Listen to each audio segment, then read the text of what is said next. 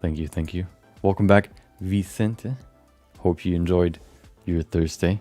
Welcome back. Hope you enjoyed your time. Hope your cats are well. Thank you for that. Yeah, welcome. Hope you enjoyed, your day. Yeah, today we will go into detailing the leather armor, which means that will basically we blocked out the armor over on Monday we posted the character and added some pieces. Then on Tuesday and Wednesday we blocked out the rest, so now we can go into the details. I already started with the knee pad off stream just to kind of test it out, sort of workflow that we're going to go with. I organized the file so that we can now go and detail everything. Yeah, that'll be what we'll do today. Of course, we're going to start with the quick sketch, as always. If you see this later and you want to see one of these topics, either the quick sketch or the detailing of the armor, there should be timestamps in the description. Yeah. Of course, quick sketch, good old 30 minutes. And then we will go to the detailing. I'm actually pretty excited because every time, you kind of laid out the foundation and then you can kind of flesh out whatever you sort of laid out before. I think that's always cool, especially because we can basically grab the existing sort of block out, and then we can just create a detailed model in basically the bounds of that object, and then we can basically just grab that new object and just align it complete, like rotation, position, and all that stuff with the new one or with the old one, and we basically can replace it perfectly with the new version. So I'm excited to do that with all the pieces, one by one. We're going to look at the knee pad once we're done with the quick sketch, but that sounds like a perfect transition to go to the quick sketch. For today's quick sketch, we have this dude right here. We're going to do this one. I wanted to do something more stylized today. I don't know why. I've seen a few images, and yeah, I wanted to do something more stylized. So this is what we'll do today.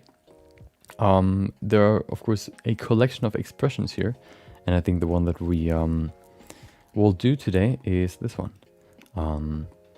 This one, I don't know. At first I wanted to do something just like a smiling face, but this one doesn't really have like a normal smiling face. So I thought about, using this one because this is quite extreme in the expression. I think that can look pretty cool in the end. And because it's stylized, we don't really have to go into too much detail, so we can focus more on the shapes. So that's what we'll do today for the quick sketch. Everything is basically set up.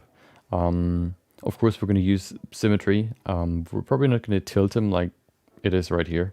I think I'm just going to, keep him in this straight position. Maybe we can pose him a little bit afterwards, or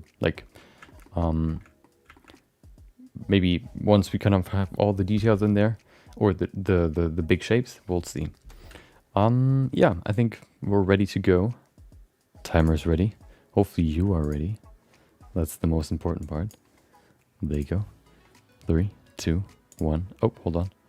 3, 2, 1. Go. There you go. Perfect. Okay. So, as always, head first. Da-da-da. Perfect. How's it going, Vicente? Hope you're doing well. Hope your cats are doing well, of course. Hope summer has been treating you well. Okay, so let's see. Of course, we can kind of go with some more, I guess, stylized and exaggerated shapes. So we'll definitely do that here. Just kind of trying to lay out all the basics here. The jaw.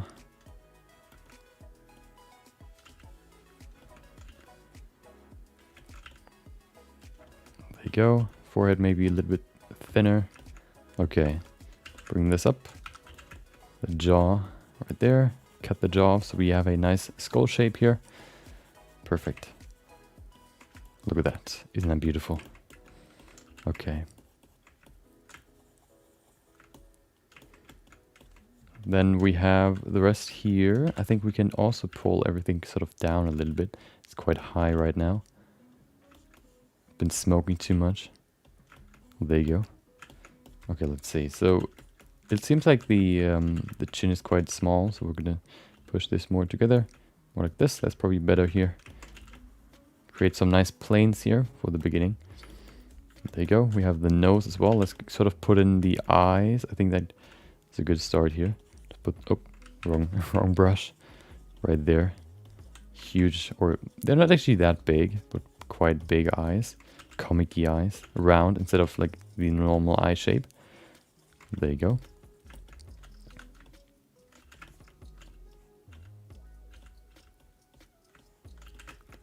Okay, where's the nose? Somewhere over here, so let's grab it. Right there. It's not that long, so you know. Actually, yeah, somewhere over here, probably like there. That should be good. There you go. Perfect. Grab it and pull it out. Nice little nose right there. Easy peasy. Flipping my sleep schedule. Oh, from time to time I check your stream for some minutes, come and go. Not sure. I mean, yeah. Or you know. If you can't stay for long, then I hope you enjoy the time that you can stay here.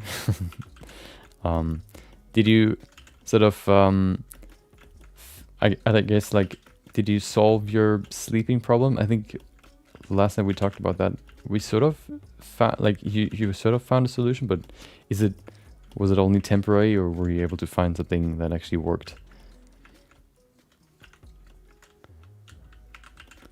There you go. Okay. I'm gonna put in the basics first, of course. I'm gonna pull this higher just a little bit. I don't really have any problems anymore. I'm always like, you know, the edge where I sleep too little or not too much, but too little or just enough. That's basically where I'm kind of, you know, where I'm basically resigning.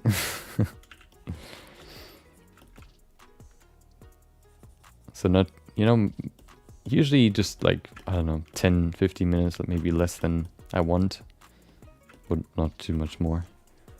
So it's in a good, I guess in a okay spot. Solved it, nice. Need to be awake in the morning, sometimes in the evening. Oh, that's annoying. So you can't really have a good, like you can't really establish a good rhythm. I think that's the worst. You know, of course, sunlight is important for like mental health and overall, you know, like for a healthy life. But the worst is when you can't even establish a good sleep rhythm, or like, yeah, like a sleeping pattern. I don't even know if that, like, you know, if there's like a good solution for that, or if you know, if there's anything you can do there to make it as, I guess, as easy as possible, or as healthy as possible.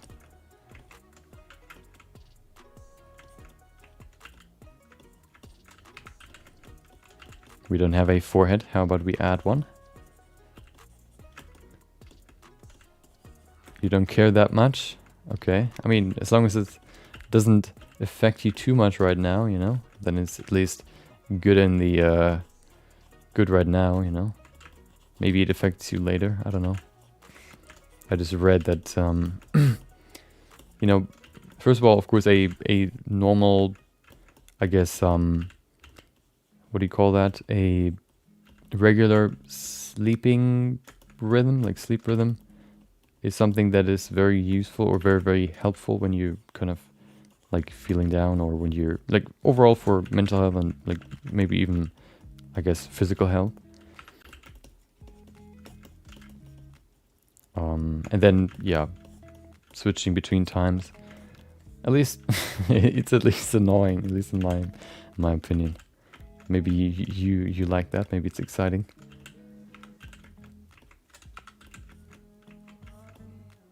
Okay, let's give him eyes. They don't need to be that big. I mean, you know, I think that's pretty good. That I need to go too far out of the eye socket, because now we can add the eyelids. They need to be quite big or quite slim, because, you know, he's opening his eyes as far as possible.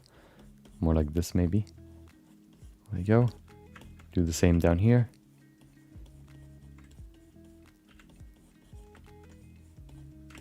Okay. Nice and wide and open. That looks pretty good. Let's see if we can... I think he needs some cheekbones right in here now. He looks super, super flat. That's better.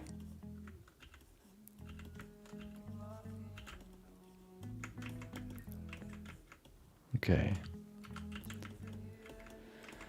Let's add a chin. There you go. Very simple. I kind of... I think his chin is quite flat, so I'm gonna do something more like this. But there's more weight on the bottom, right here. I think that'll look better. There you go, smooth it.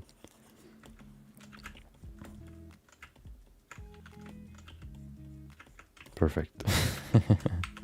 Okay. I'm probably gonna add his neck now, just so I can have I don't know, like a foundation where I can, I don't know, work with. It's just time to add one. Hold on, let me make his jaw maybe a little bit smaller, and then his cheekbones a little bit wider. And then we can also change his forehead a little bit, make it wider. There you go. Smooth it up. Perfect.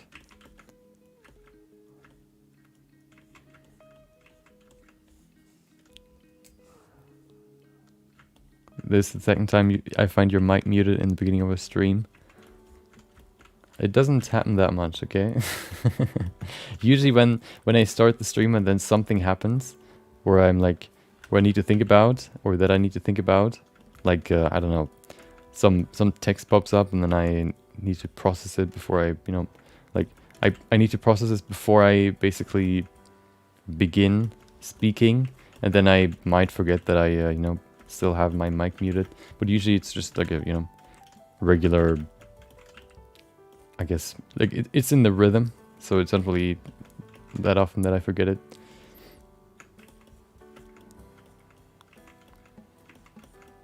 I'll try to I'll try to be better about that. I mean, I can see it very easily, but sometimes I just don't look over there, and then, you know, I forget it. There you go.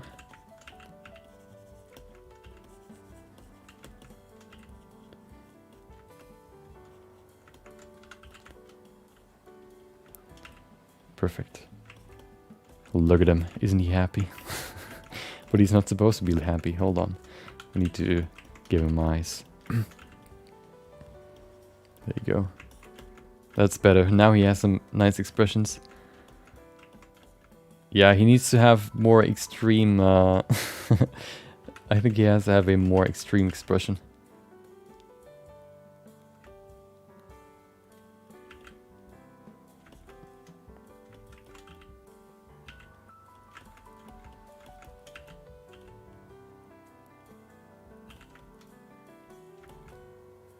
I think his mouth is too closed. We need to open it even more.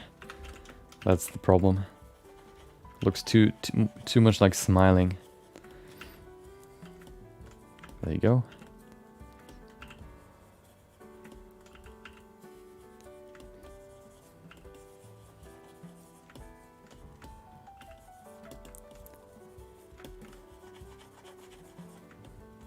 Perfect. Yeah, smooth it out, and then we can rotate it.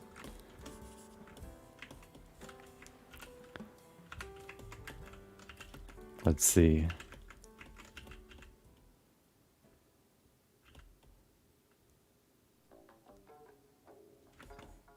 That's better. That's better. Okay.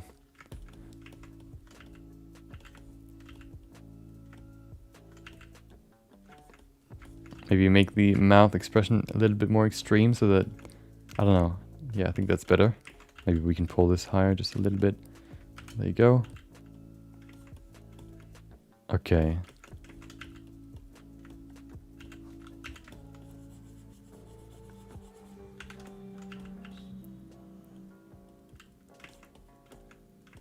Oh, that's too much like smiling. Let me add some eyebrows here. I think that'll help as well. There you go. Perfect. Okay. He's getting there. We need to do some more adjustments though. It's not there yet. Let's see. We have 18 minutes left, so perfect. Okay, the nose is quite sharp, so let's just do that here. Pretty easy.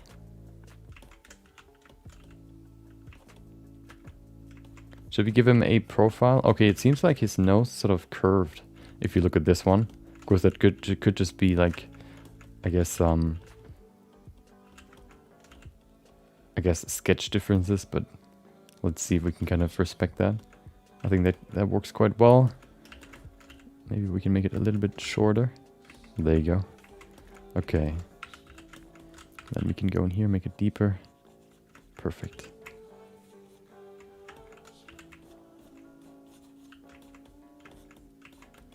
Okay, let's add the ears. The ears are pretty simple. Hold on. There you go. Oh, I wanted to add the neck, I remember. Like 10 minutes ago. Well, they have to wait. Let's add the ears first.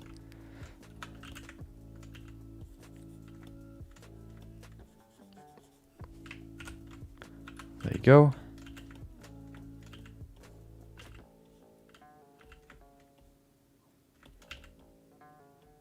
Nice and round, not too far away from the head.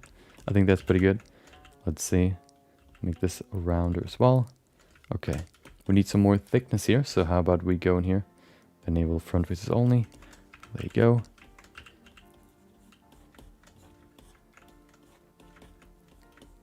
Oh, hey, wait. Oh, I apparently I need to do it for every single brush. There you go.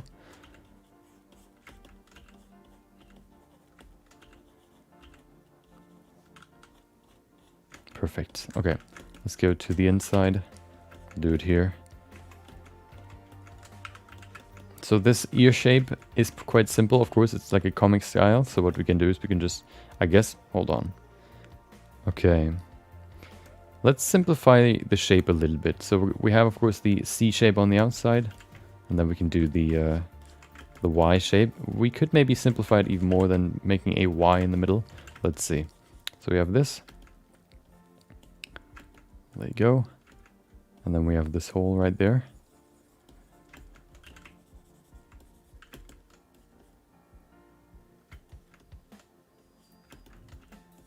What if we just do this? I wonder how other people stylize ears, because ears have quite a, I guess, simple and straightforward structure. So I'm kind of curious what other people do, because it like the simplification of the ear in the sketch probably it works in 2D, but I don't think it works in 3D because it just looks like the anatomy is completely different. But maybe it works, maybe, I don't know. I'm too I'm too scared to try it. Okay.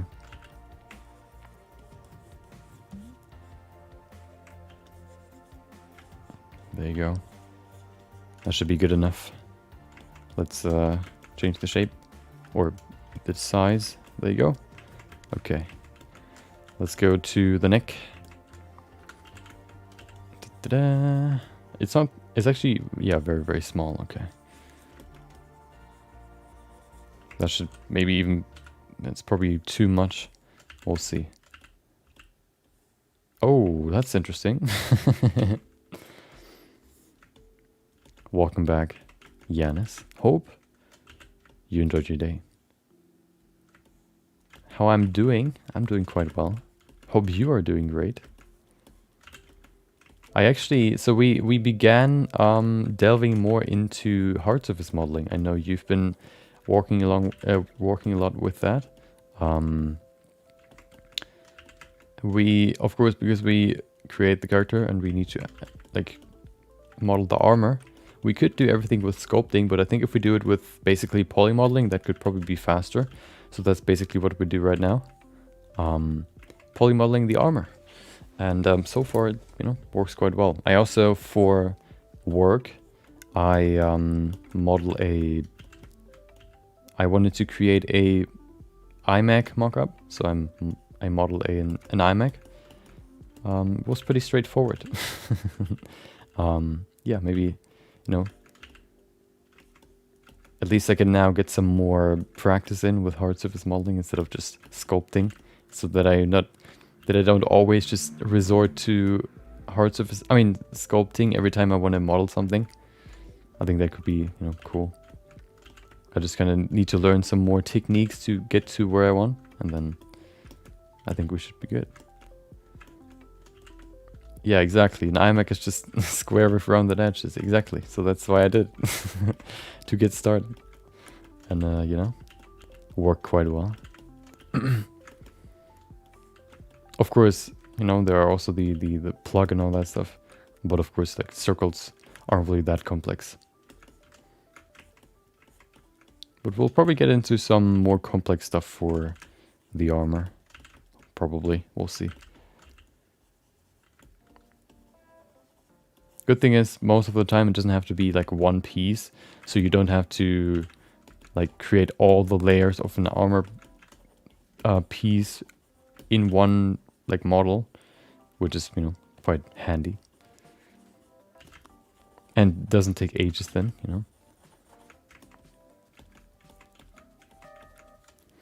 Okay, his shoulders are too low. Need to pull it higher. And we need some more volume here. Oh, you've continued your aircraft. Okay. Sounds like... So, sounds like it's not gonna... It's gonna be finished sooner than 2030?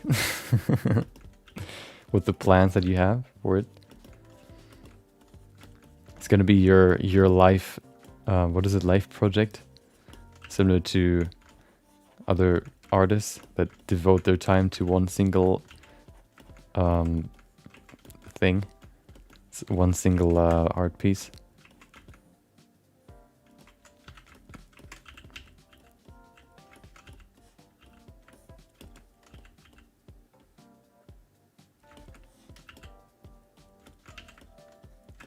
Some details are missing. Okay. Well, did you already work on all the rest, like all the other like sections of the ship and all that stuff, or do you first want to like finish one of the pieces, I guess, what was it, the power plant or the power area? Oh, the glider. Okay, so it's... Oh, yeah, right. You worked on a different project as well. Not just the aircraft. I mean I thought about the spaceship. 30% of the animation, nice.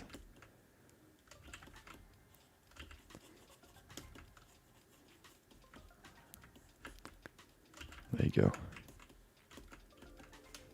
Keep hopping in and out of the stream in the foreseeable future. Okay. Yeah, have a good sleep. Thank you for joining, Vicente. And have a great weekend.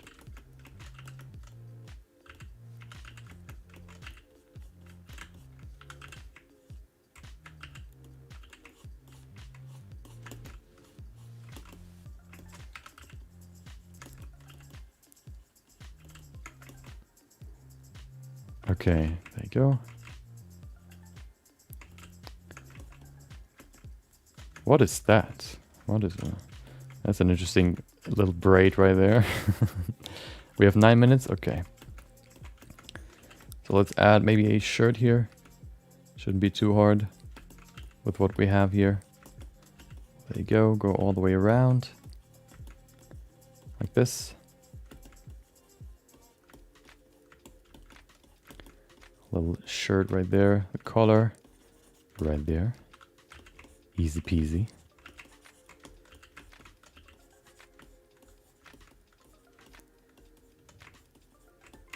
Perfect. Nice and smooth. Let's see. Well, it doesn't really have a sort of like anything here in the middle, so I guess I'll just keep it like that. Not really any, what would you call that? A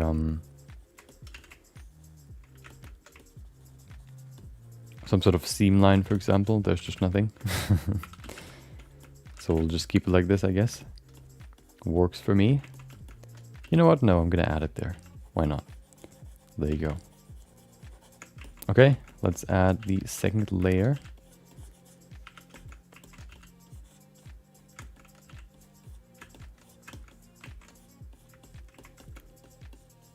Perfect.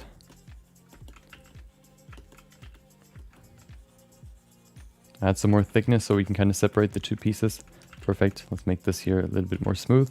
I mean, a little bit more even.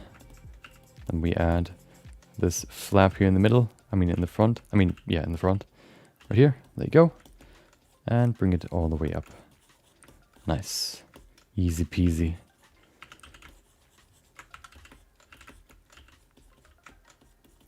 Yeah, so I'll probably also work on the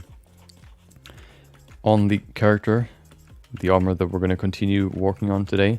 Probably going to continue working on that over the weekend as well, just so we can finish the project at some point.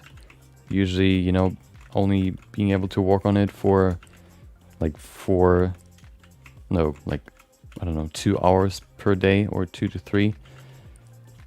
Well, no, yeah, 2 to 3. You know, takes a little bit for these bigger projects to to finish.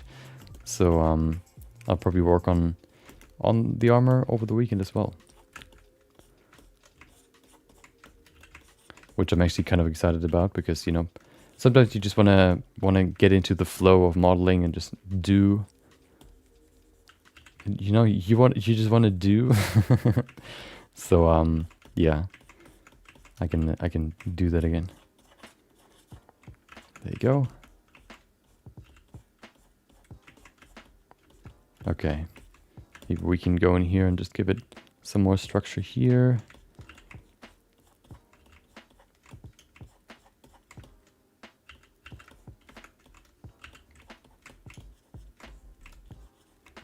Perfect.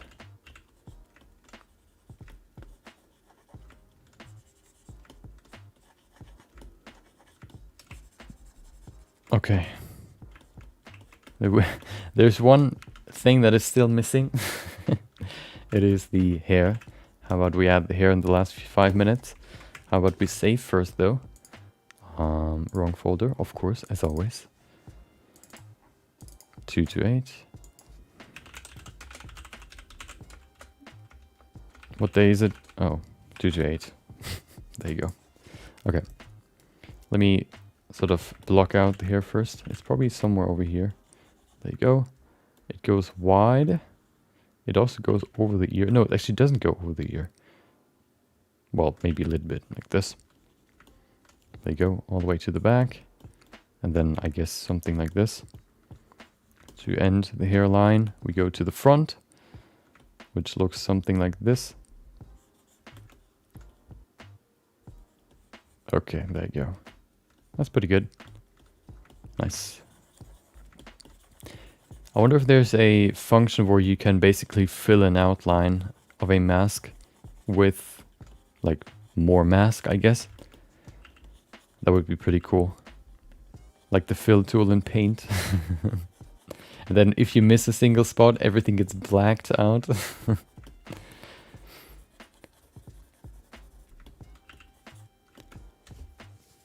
Helps see that a 3-hour day does take a while for a bigger project. Thought it was just me being slow.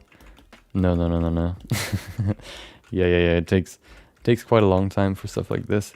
I think I've done 2 projects so far, which I would consider long term. And I think one of them took me, I think, 2 months with the same sort of, I guess, process, like 3 hours, like 4 days a week. The other one, you know, we're currently working on. Welcome, Marcelim. Hope you enjoyed your day. Okay. Nice little piece here in the front. Bring it back. You know, I don't think speed is really the important factor, especially when you know, want to learn new stuff or want to get into new processes or workflows. I don't think necessarily speed is something you need to look out for. I think it's more about quality. For example, if you want to learn more about I don't know, hard surface modeling, for example. I think it's more important to have a good model in the end rather than being quick about it. Of course, you can always, look for things you can speed up and improve your workflow, but that is just, part of learning as well. It's different. It's different to be efficient or to cut corners, basically. And you don't want to do the latter, because that'll just bring you problems in the end at some point, or later. Okay, should we try to give him these weird, like, sharp endings there? Let's see, can we bring them in here?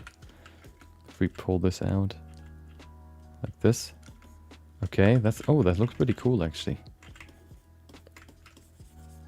It's always sort of weird to see, like, if you have like multiple artists, for example, I don't know, you follow multiple artists on social media, and then you see, oh, this dude, finished another project. Oh, this person finished another project. But then if you kind of look at the individual, I guess artists, you might see like a finished project every now and then, but usually it's like from all the different artists that you've followed, for example. They don't, finish a project in like a 1 week a time, like every day or every week they finish a project. It's more like, they show some progress, or, they just don't show anything, and then until they're finished, basically, they show nothing, and then at the end they show you something. And it kind of seems like they're super, super fast, although they're actually not, because you don't see the rest. Okay, let's grab the fill tool.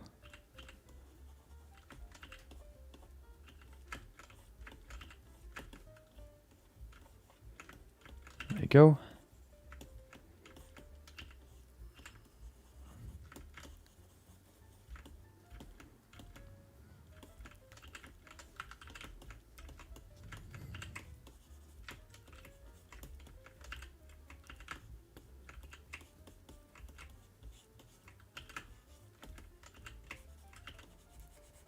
We now actually need to remove the eye. Or should we remove the eyes? I think if we just, do this, that should be good enough. We actually don't need to remove them. Yeah, there you go.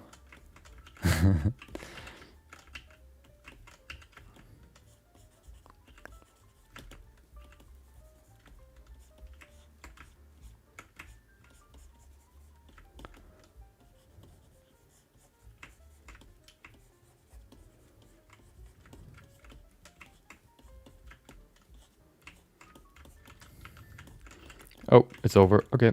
Well, we don't have any. Let's give him at least a tongue. Otherwise, it just looks kind of weird. There you go. Okay.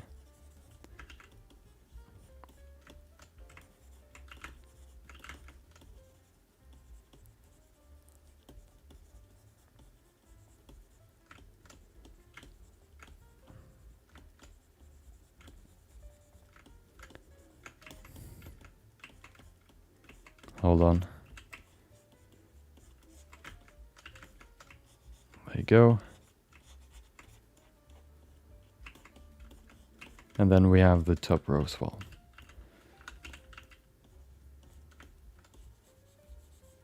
And there you go, invert, and we need the good old inflate brush, and then we're done. Woo!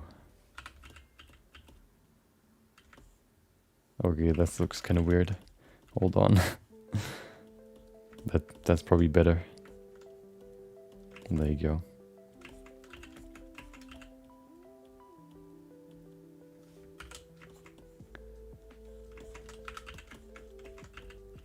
Hold on. There's one more thing that I want to add. Da-da-da. Grab it. Woo. There you go. Perfect.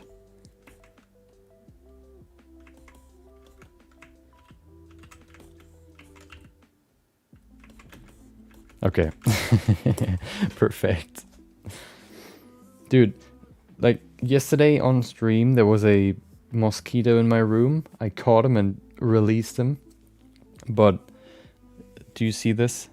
Unbelievable. I think it bit me like twice, and now I have like the swollen swollen spot right here. And it's itching as well. Unbearable. I think I can survive it though. Maybe, we'll see. Took me a week to rig the model, then the animation walk run ETC. Took about a month, then just understanding the game models for improving them. Yeah. I mean, you know, the first time you do something, it'll take the longest, and then the more you do it, the faster you get. For example, for this piece now that we're working on right now, I think the next time we do it, like another one of these characters where I actually have quite a few ideas what I want to do, we can probably speed it up by a lot, so that it doesn't take, I don't know, 1.5 months, but rather maybe, I don't know, maybe, yeah, I don't even know, maybe this one will take even longer than 2 months. I don't even know when we started, but yeah, maybe we can get it down to, I don't know, a few weeks. Depends on if I work on it over the weekend or not, or off stream. I don't really have that much time off stream, like on stream days, but maybe on the other days. We can probably reduce the time by a lot, because we can basically, if we want to make a new body, we can basically use old geometry to retopologize the body, and then for the armor pieces, of course, this character has a lot of armor, different armor layers, different smaller details, which all take, of course, a long time to first of all lay out and then also detail. If we make like a character with less details, they'll, you know, shave off a lot of time. Yeah, and then there are just, you know, different workflows that you can just use to speed up your process. Okay. So, hold on. What did I want to do? I wanted to do, oh, of course, shading and lighting. Okay. Usually with this technique, or with this sort of, you know, 3D, the 3D render scene that we usually use, like stylized things might not look that great. We'll see what it looks like with this one. Let me grab this collection. Because, you know, of course, in a comic you can create these very, very sharp contours and you don't really have that many shadows. So putting it into shadows, and okay, it actually looks pretty good. So I'm quite happy with that. Let's put it over here somewhere. That's pretty good. I like that. Yeah. Before we finish though, I want to grab a cube and cut off the bottom part just to make it sharp, as I always do. There you go. Perfect difference.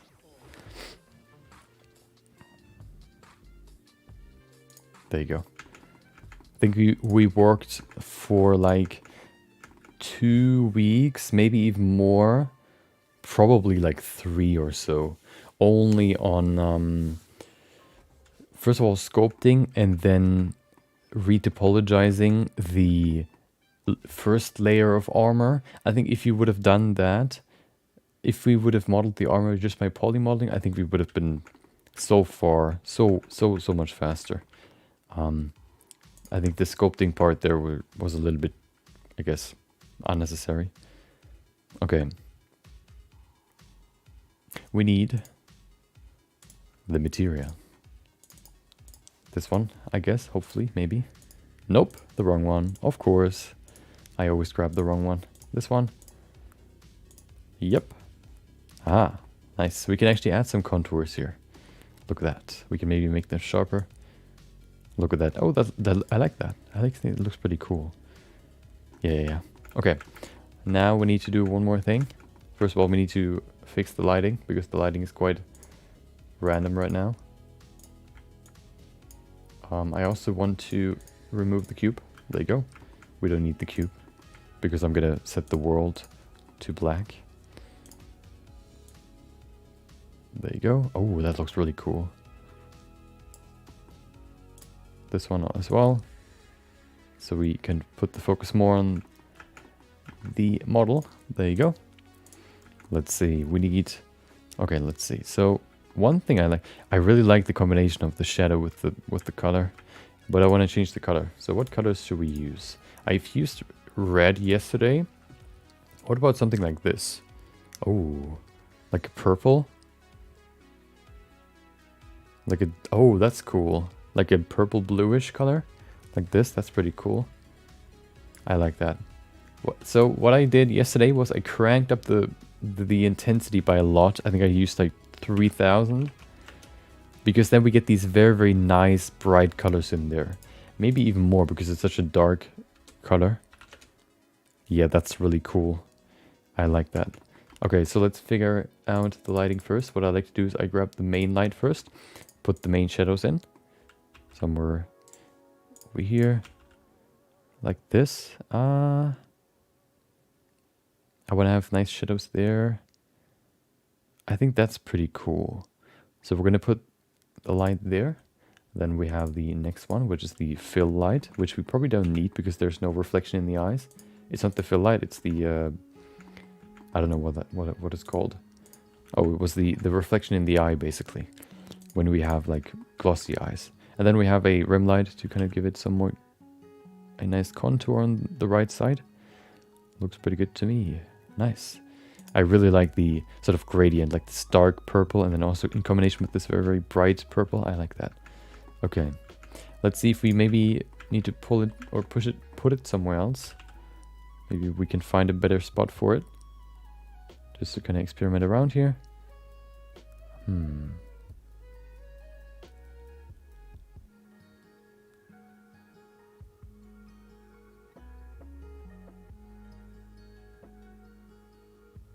I don't want to occupy too much of the image with it. That's what I'm kind of trying. Oh, this is cool. I like that. That's really cool. Maybe, maybe a little bit more. That much. Or on the other side, hold on. No, I think on the other side we can't really set a good sort of, I don't think we can make the light this sort of sharp. It looked very blurry on the other side. Okay. I think that's pretty cool. Let's see if we can play around with the shader a little bit. Let's see what we can do here. Make it even darker. Now he has a dot in the middle. Maybe that's not the right call. Although, no, that's too much.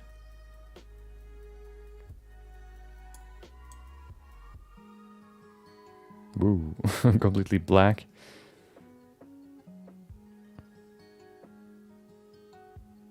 I think that's pretty cool. Okay.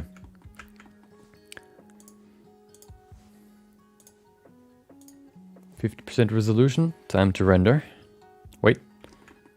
Let's scale him up a little bit. So yeah, it occupies more room in the frame, and then we can place the focus a little bit over here. There you go. Perfect. Oh, that's the wrong button. There you go.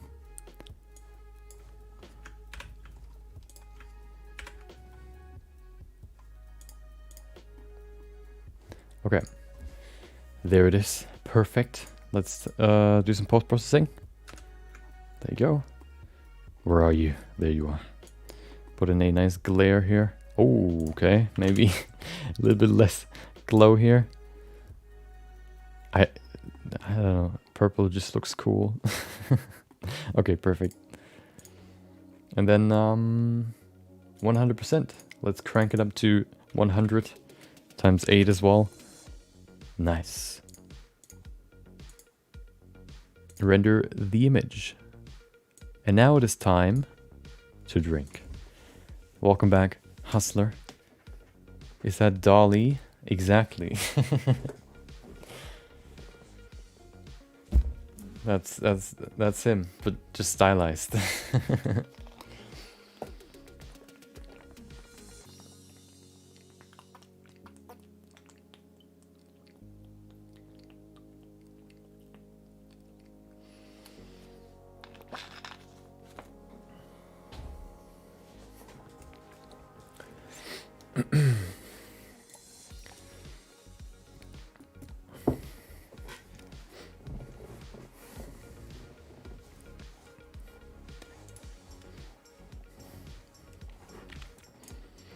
Of course, I think we could make it a little bit more stylized by, of course, cleaning it up a little bit, and then maybe sort of highlighting and accentuating some edges. But I think for 30 minutes we got to where we wanted to get to, and that's all that matters. There you go. Hope we don't need the time anymore.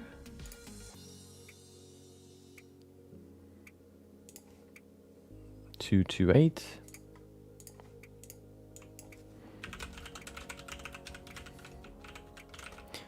Perfect. Oh, hold on. Perfect.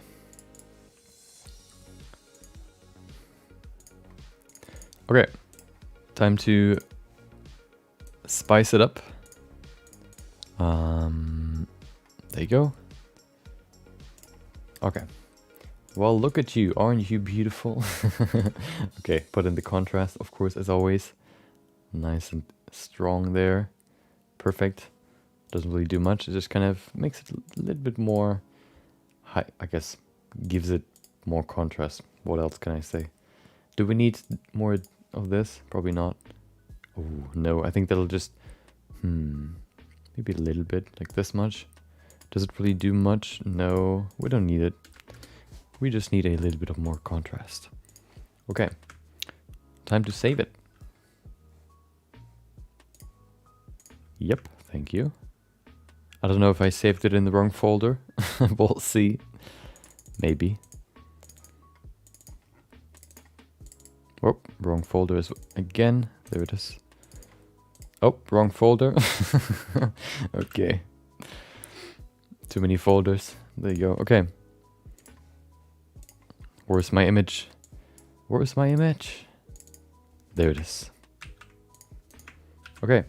As always, time to upload the image, and then we'll go back to our main piece. It is time to detail the armor. I already detailed the knee pads. I can show you what they look like after the compilation, and then we're going to continue working on the rest. I think that'll,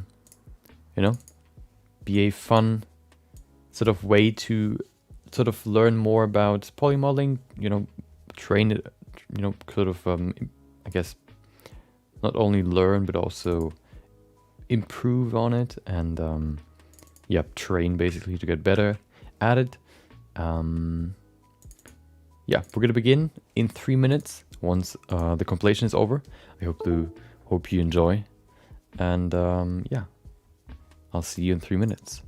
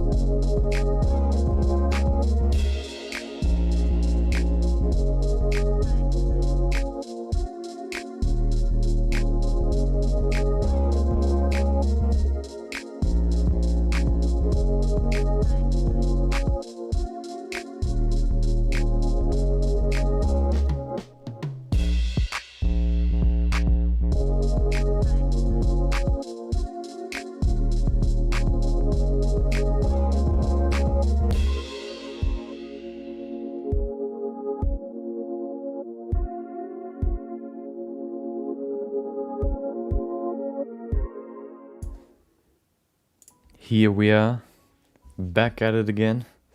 There he is, looking at us. Well, probably not. He doesn't have really, or he has eyes, but he has no eyeballs right now, in this, at least in this view. Let's go into the knee pads. I can show you basically what I've done. So what we'll probably do, the plan is, you can see right here we have the Blockout sort of pieces.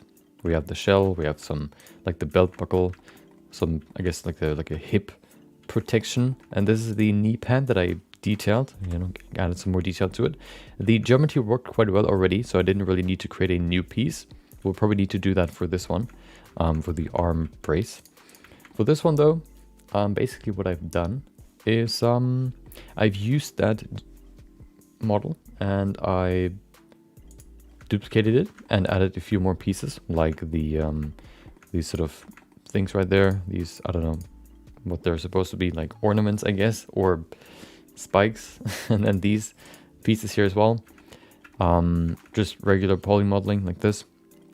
Nothing crazy. And then, yeah, I've kind of improved this geometry a little bit so that we can have a nice sort of border here around the edge. And then I have my own collection for the sort of refined version. So the idea is basically I want to have 3 collections. One collection has the base mesh, or the, what is it called? The blockout object. The next collection should have the refined version with no modifiers, nothing applied, basically, so that if there are still changes that I want to make, I can still make them without yeah, having to create a completely new object. This one will stay here. This one I will not put on the character. What I will put on the character will be in the 3rd collection, which will be the final collection. Which means I will duplicate this or any refined pieces. I will apply all the modifiers, and I will parent everything to the main piece, I guess, of you know, the piece that we're working on. And then I will put that on the character. And that's what I've done here for the knee pads. You can see it's pretty low resolution. That's because I hid the multi-res modifier. I like to use the multi-res modifier because I can go up and down in subdivision level. You can do that in subdivision surface as well, but if we want to, we can, you know, sculpt on these pieces if you want to, maybe to add some, like, I don't know, some scratches or whatever. We can do that with the multi-res modifier and still have like all the different steps or all the different levels. Yeah, and then if we enable everything, that's what it will look like in the end. There you go. So this is the high-res version, and that's what we're going to do for all of the pieces. So we're going to begin probably down here somewhere, maybe with straps, and then we'll go probably from down here, or just whatever I feel like. Maybe we can begin with the shells because they have quite an interesting shape. You know, I've started with this because this was quite simple. The geometry already worked out quite well, so we didn't have to do that much. So it's time to go to the next 3 pieces. I think we can begin with the shells. I kind of like them, so we can begin with those. Let me just quickly hide all this again. I mean, yeah. Wait. Okay. Perfect. Okay. So the knee pads are done. Let's go to the next piece, which would be the shell thingamabongs. What we'll do with those, or for those, is we already have the base mesh, so we can probably just refine this one, or we'll make a new one. I think we're gonna make a new one because I don't really like the way it looks. What I'll do though is I'll grab this one and just duplicate it over here, so that I can have like a size reference that I can use for the new one. So we're gonna grab a good old, we're gonna put the cursor to the object so we can spawn everything in here, so we can walk around this basically. Let me just quickly grab my references here. We can see a few over here. Why do I have my timeline? There you go. So we have this here is 1. Let's see. So what do we have here? What we're looking for is probably this one, because here we can see the shells very, very well. They have this sort of sharp ending with these sharp edges on each side, which we have here as well. But I think the structure is still a little bit different. So of course it goes from this sort of cube-like structure to a round structure up here. So the transition, I think, here looks pretty okay, but there's still some stuff that I want to change. Let's begin with a new object. I think we can begin with a new object. I'll probably begin with what would make sense, probably a cube. Yeah, grab a good old cube, and then what I want to do is I want to create the 2 pieces individually first. I want to create the bottom sort of cube-like shape first before I go into the upper piece, the round part. So let's focus on the bottom part first. We already know how long they're supposed to be because we blocked it up before, right there. That's why I kind of want to stay in the same range, in size, I guess you could say. So let's see. So how could we create that shape the easiest way? I guess the easiest way to begin would be to just sort of start by creating it as simple as possible and then adding more and more detail to it. Which means what I'll do is I'll just merge these. There you go. So we have the bottom part here, the end right there, somewhere over there. I mean, we can also just move it over so we can compare it directly to it. There you go. Perfect. It doesn't go all the way that high up, so we can push it down a little bit. Probably like over here. That's pretty good. Yeah. We need to make it smaller. Somewhere like this. Perfect. Okay. And then let's look at this and give it some more consideration.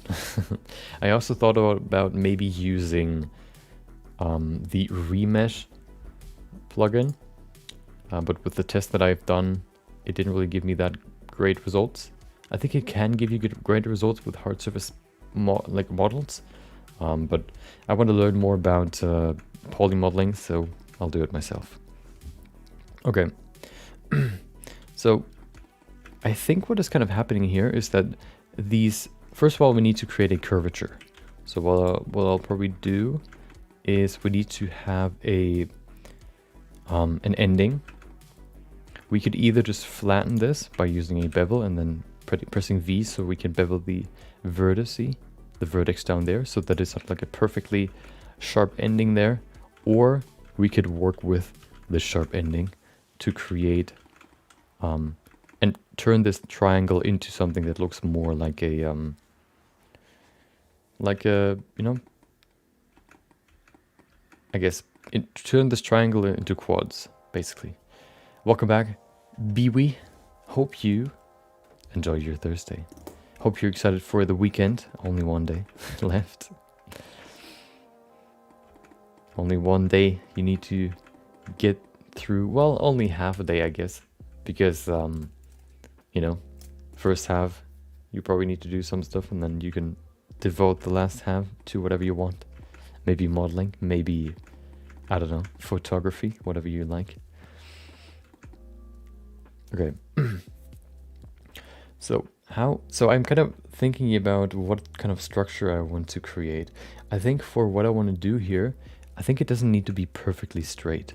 So what I'll do is I'll bevel this so we have a nice face down here, like this. So we now have quads everywhere, which is good. And now we can just put in some subdivisions here. To be honest, if we do it like this, I think there's a better way to do it. So let me just quickly remove this and add a new cube.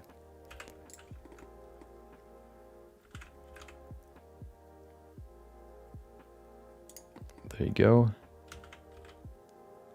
Perfect.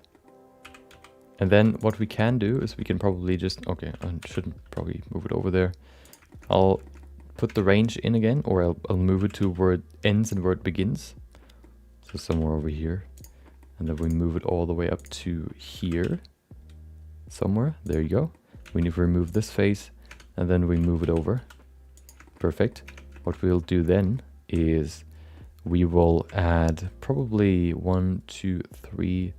Let's work with 3 first. I think 3 is enough. Yeah, let's 3. Yeah, let's use 3. There you go. And then what we can do is we can grab this face. We can enable proportional editing, and then we can select root. Let's see what root does. Nope, that's not what we want. Oh, well, it looks pretty good. If you see that it gets closer to what we scale right now, you could fix that by scaling only on X and Y by pressing, oh, hold on. By pressing Shift, hold on, S and then Shift Z, which only scales on the, which does not scale on the Z-axis then. They came closer to each other because proportional editing also scaled on the Z-axis, and because we scaled it, we made the scale smaller, everything gets crunched together, basically. Just started sculpting, you can see it on my Instagram. Oh, hold on.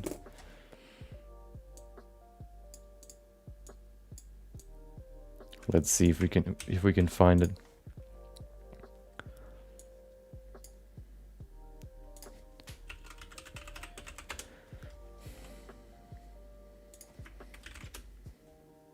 There it is. Oh.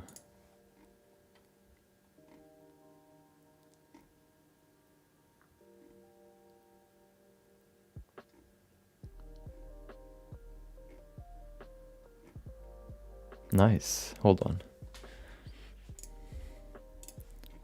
You just started sculpting this one? I mean, you have some nice pictures here already. I don't know when you started, but it looks pretty cool. Nice, like compositing and working with the lights and nice texturing. This one, for example, I like this with the light coming through the window, reflecting or kind of highlighting the car. Looks pretty cool. Or this one's pretty cool with the sort of milky glass, I guess you could say. And then these more graphic design stuff. Yeah, it looks pretty cool. Nice. Nice, good job.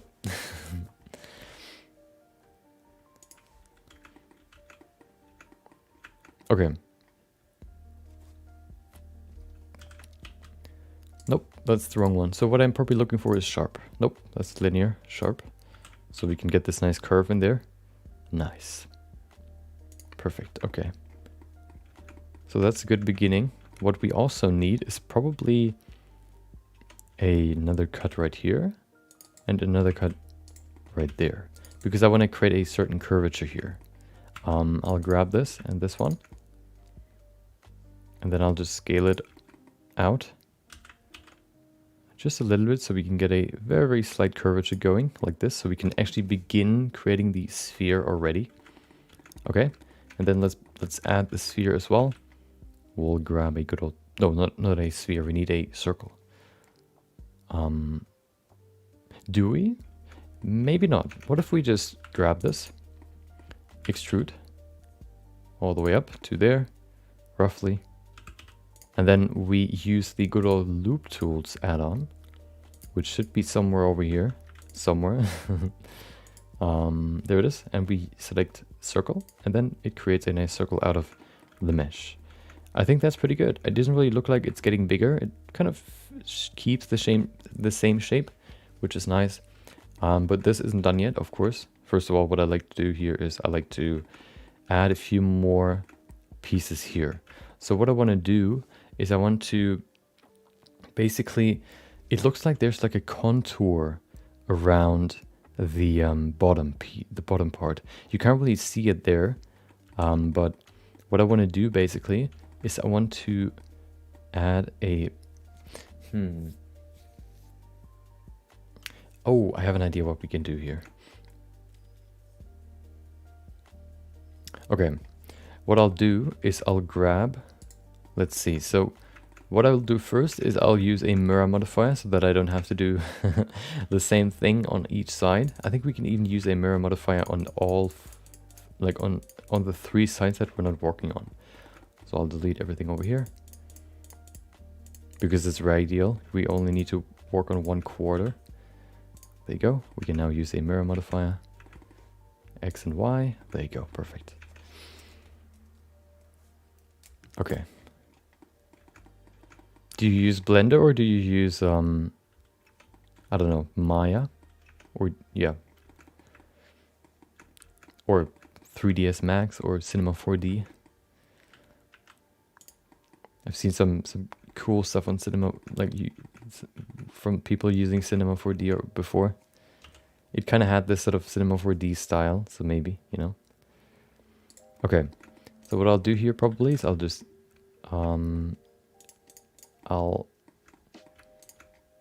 should we go all the way up? I don't think we need to, which will be a problem though. Let's work with not doing it first.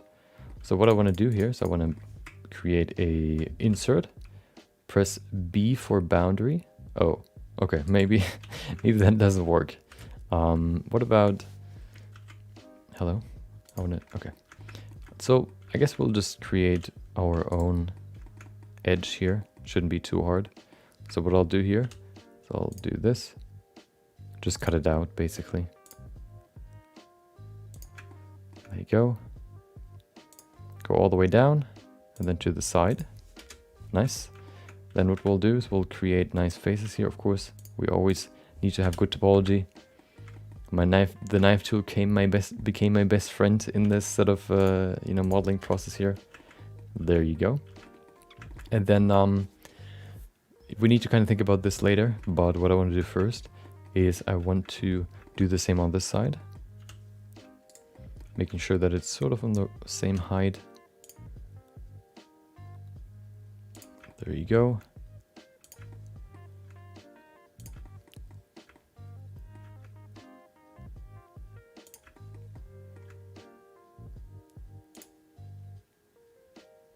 Nice. Good old knife tool here. Do the same here again. And here to have a nice edge flow. Perfect. And then we can basically just grab this. That's what I'll do first, and then we can probably adjust it. There you go. Oh, okay. We can extrude it along normals, pull it out basically, and then it gets extruded very weirdly apparently. But that should actually be enough, I think. We can see this one is kind of a problem here. We should probably enable clipping first. Clipping, there you go. Along normals again. That should probably be enough. Maybe a little bit more. This much. That's pretty good. There you go. Okay. And then we'll go here to the side. And we kind of have to merge this piece. We have to kind of create a transition from this, sort of going over into the rest of the mesh. So what we could do here is we could either just sort of create a triangle here. I think that's how we will start. So I'll just merge these pieces. Add, wait. Merge, add last, Shift R to do the same again. So now we have a nice transition from this sort of ridge. We can pull this down as well. There you go. So we have this nice little, I guess, I don't know, contour, however you want to call it, and that then transitions to a normal sort of surface. The problem is we have a triangle here now. So let's see if we can kind of solve this triangle. We could, for example, add an edge. I guess that would be the easiest way. Just doing like this. There you go. Which now means if we add a cut right there, it just goes around and then goes back down here. That sounds pretty simple. Okay. I mean, looks like it works. Okay, nice. Do we have to adjust it? I don't think so. One thing we could probably adjust would be the, actually, no, I want to keep it like this. I don't want to play around with it too much. I think that's pretty good. Okay, so this shape is already pretty good. One thing we could do though is we could scale these pieces here in just a little bit. Maybe these two. If we press Alt S, we can scale it on the normal, and this way we can just scale it in just a little bit more, add some more depth here. Nice. So now that we have this, we can go to the top. I also thought about transitioning it more up to the top, but I don't think we need that. I think we can end it there. And then at the top, we can create the rest. The rest is pretty simple. We'll just grab this. Let's first of all set the 3D cursor and on the pivot point because we need it for what we'll do now. What we'll do now is basically we will fill it. Oh, hold on. How do we fill it? I guess we'll just grab these two and then extrude them to the middle, which doesn't really... Oh, there you go. Are they now merged? It seems like they are. Let's just quickly say merge by distance, so they're actually merged. Nice. And then let's reset them back to this level. We'll just use a good old active element. So the thing that's highlighted in white will be the pivot point. So now if we say scale on the z-axis by 0, they lower this part, gets lowered all the way down to the same height as the highlighted piece. Now we can fill this. There you go. And then we can grab it. We can extrude it. How much time or how often do we have to? Maybe twice. Twice should be good enough. So we'll extrude it. Hold on. Let's move it over closer here so I can kind of see how far down we need to go or how far up. Okay, so we're going to push this down first so we have some more room down there. I mean, up here. I want to have like 2 extensions basically. So we will extrude it once all the way up. There you go. That's pretty good. And then we will create a cut somewhere over here, probably over there. Now what we'll do is we'll grab this and click the Alt E, extrude along normal. Do that once, and then again Alt E along normal to do it twice. And there you go. We probably don't need this edge, so we can remove it. Oh, hold on. Dissolve edges. There you go. And there you go. That's the nice file. The nice file or shell, whatever you want to call it. Looks pretty simple. What about using a subdivision modifier? Now we can see if the geometry actually works with how we set it up. So subdivision modifier usually shows you if everything sort of works or not. So we can see here, of course, because there's so much geometry sort of here, we can see that it kind of pinches together, and we have these very, very sharp ridges, which is exactly what we wanted.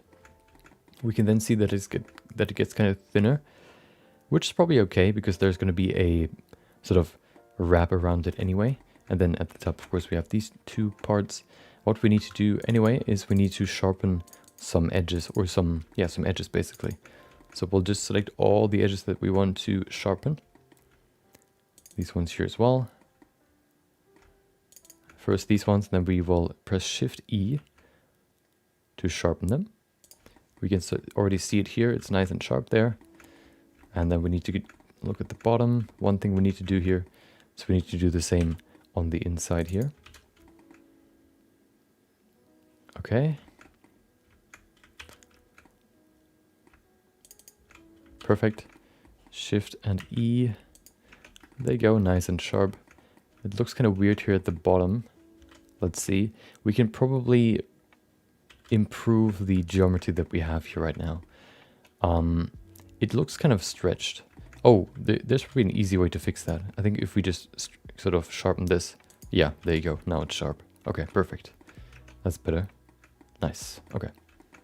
Well, that worked quite well. What if we... Oh, we need to sharpen this as well. Perfect. That looks perfect. Nice. Okay. Let's set it to smooth so we can see what it looks like in smooth mode. I think there's like no geometry here. That's why the shading is kind of weird right now. So if we add a few more here, that should kind of make it a little bit more even. See, that looks better. Yeah, perfect. We have a weird pinching here though, so let's see if we can resolve that. We probably don't need these edges to be sharp.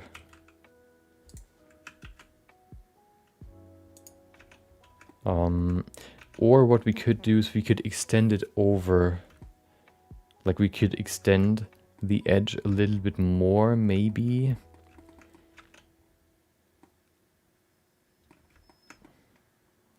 Maybe that could help, but then how do we resolve it? I guess the same way that we did it here.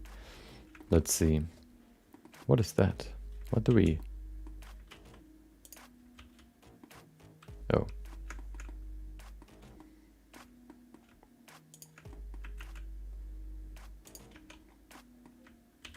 Okay, this looks horrible. So let's see if we can fix it. Well... Okay, yeah. Oh, yeah, we may not even need to move it to the side or do something like this. Let's try something else. So I'm gonna remove these edges again. I will also remove these. Oh, okay, hold on. Before we do that, I will create a cut right here that goes all the way up.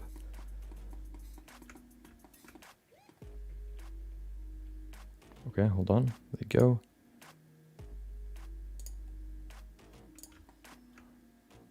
Try to keep the same distance everywhere. There you go. Then we need to go into the middle. We can do that in just a second. Let me just focus on the rest first. I mean, on the other side. Now we can remove this edge. Dissolve edge. This basically creates a better transition here, which still looks kind of weird. We can probably fix that because this right now is a triangle. We need to change that. Let's do it on the other side here as well. Create a nice cut here all the way up.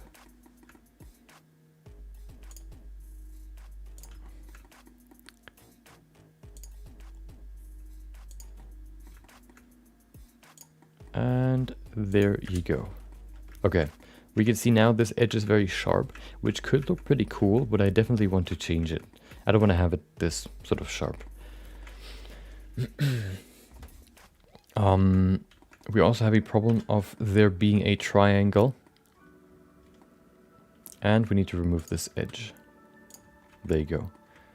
So the transition from this piece here to this is good, but we still haven't found a solution for the triangle here. We could go in the other direction. We could do that. Maybe that could work. Let me hide subdivision for now. Let me see what we can do here. First of all, I'm going to remove this. We don't need this edge. Oh, that looks pretty cool. But we're not done yet. Merge by distance to remove the edge. There you go. What if we enable it now? Okay, there's still this weird...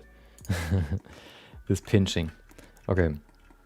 So, I actually found a tutorial on this in... on YouTube today. Let me just quickly look at it and see if we can find a good, I guess, solution there. We can have triangles, okay? We need to remove them. You can see what it does. Look at this. Hold on. Look at it. Horrible. We need to fix it. But it shouldn't be too hard, so let me just quickly look at the video, if I can find it real quick. Oh, hold on.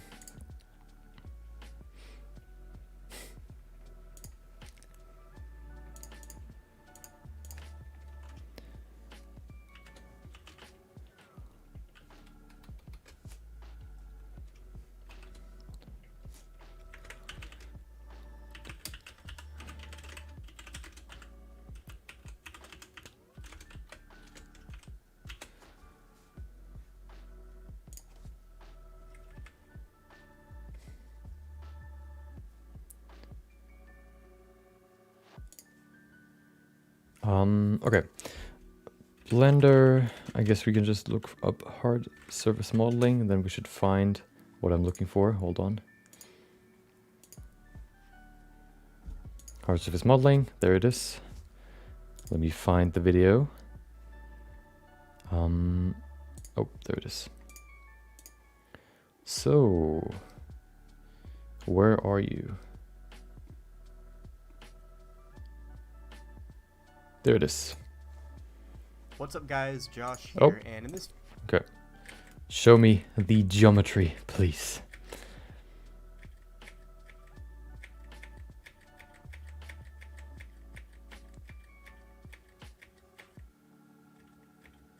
Okay. He makes a new piece right there. Okay, then he creates the nice notch. He separates that. Wait, what? Wait. That doesn't make sense. But that's still not good. The geometry. Okay, hold on. What do we look for? Look for blend. No. Hard surface modeling notch topology.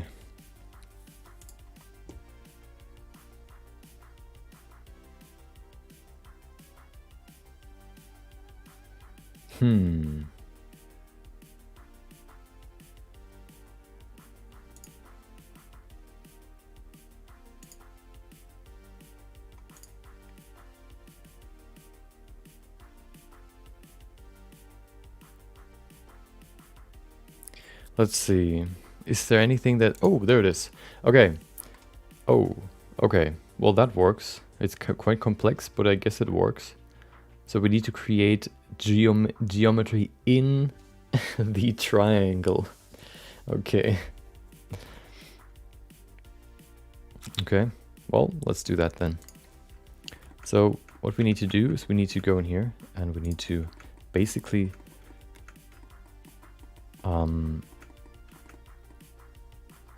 okay, let's begin. So what we need to do is we need to basically create an edge that goes around the triangle. I'm going to show you what I mean. We need to go in here. We need to grab the knife. We need to go to the vertex up here. And we need to create a cut that goes somewhere over here in the middle. Can you please not snap to one of the two sides, please? Okay, well, that doesn't work. Such a small triangle that gets hard to really fit it in there. There you go. We do the same.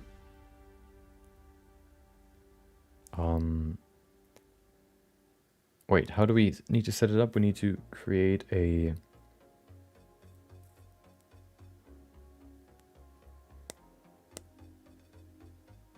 Oh, it needs to be... Wait.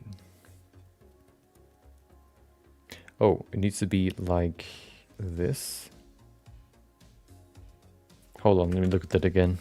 Oh, that's the wrong button.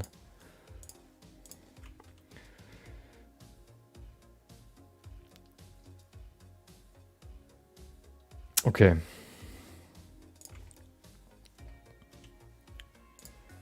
Down here. Please, please, please. There you go. Then we make a... We do this. Okay, that's the first. We need another one here. So now we have 3 triangles. Now let's turn that into a quad. First quad would be... Wait.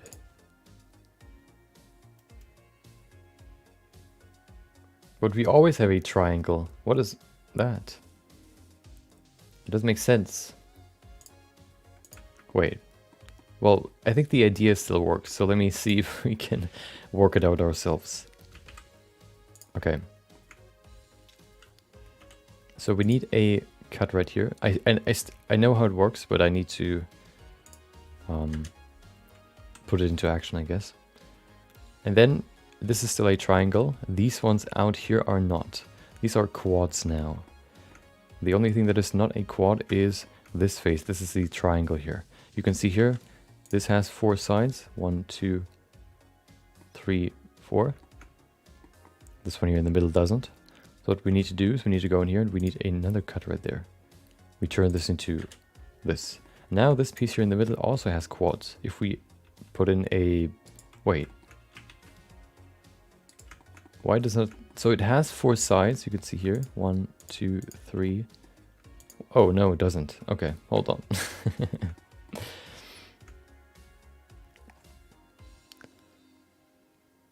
Well, let me try something else. This is not... Let's see. So we could do...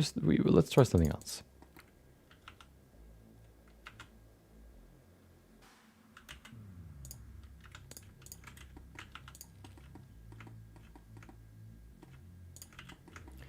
Okay, so we have the triangle. We could just solve it by adding a cut right here and going all the way to the bottom in the middle. And now the triangle is a quad. Maybe that works, maybe not. We'll see. There you go. See how this is now a quad? There you go. Easy peasy. Let's see if it looks good with subdivisions. Let me just do the other side first and then we can look at it.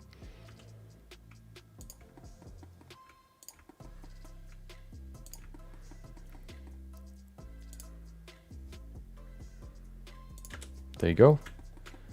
Nice little quad there. So if we now add a cut right there, you can see it goes through this face. So what does it look like with subdivisions? Oh, looks better. It's not perfect, probably because we enabled creasing here. What if we remove creasing? Okay, that's not too bad. What actually happens though? Well, it does what it's supposed to, I guess.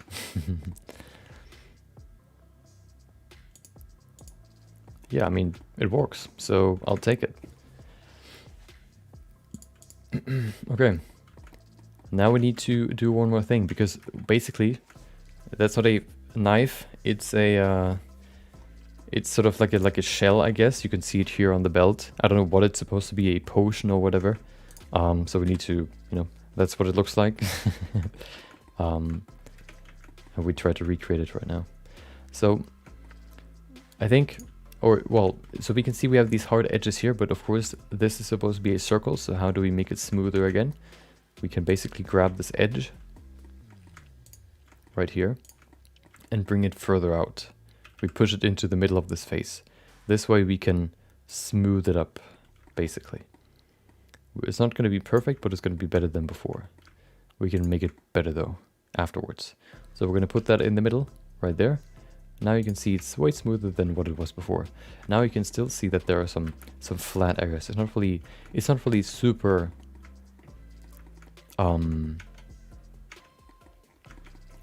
super like round, basically. So what we can do now is we can just grab these. What happens if we select this and then select circle? Oh, that actually works. Hold on, let me set the 3D cursor into the middle, and then what we can do basically is we can select these edges here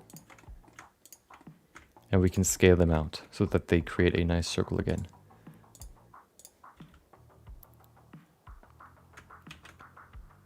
And there you go.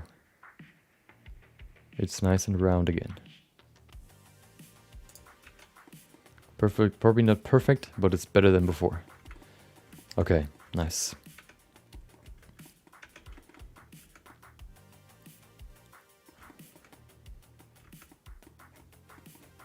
Maybe we can sort of increase the thickness of this piece here down there. I mean down here a little bit. It's quite thin. We're just gonna scale it up a little bit more. Oh, maybe that much. That's better. Yeah.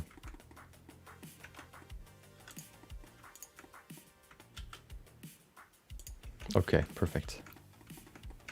So what if we bring this one closer? That could also be a good thing here. Kind of ease the transition to the rest of the sort of shell here.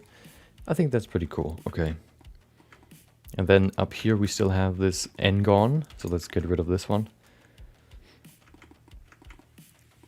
Well, first things first, inset, so we can create a nice edge here.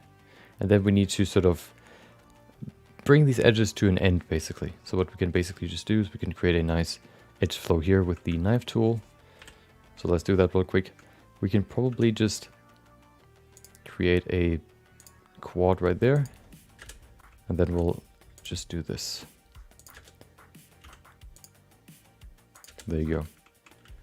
And that should be all that we need.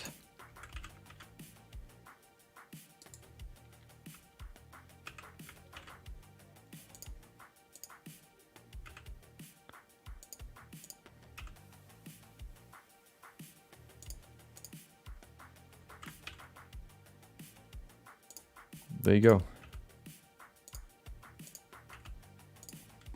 Perfect.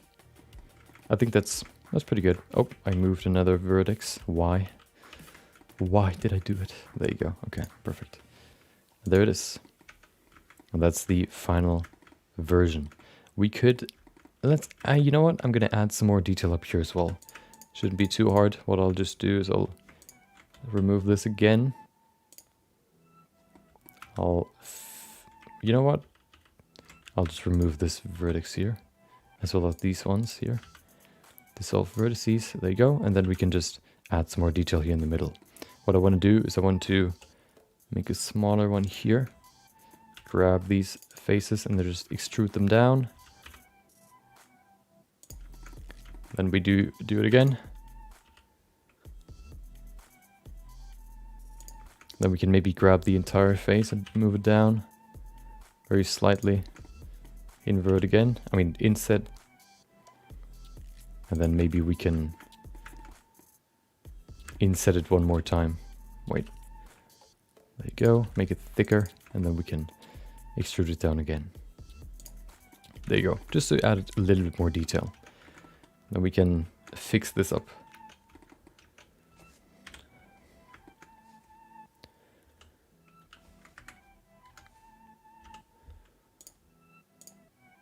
There you go.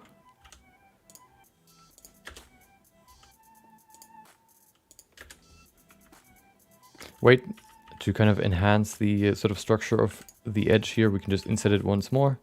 So we have a nice round geometry here, and then we can do it again, that we've done before, just to kind of finish everything as quads. There you go. Perfect. Then we can go back in here and basically just reinforce the edges using Shift E, aka... Why are they going out? Did I not just press down? Okay.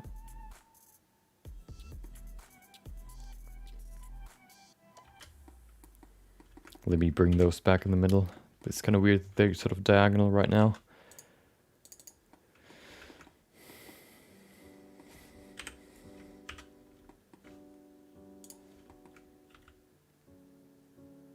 Oh, probably because the pivot point is not in the middle, I guess. That could make sense. Okay.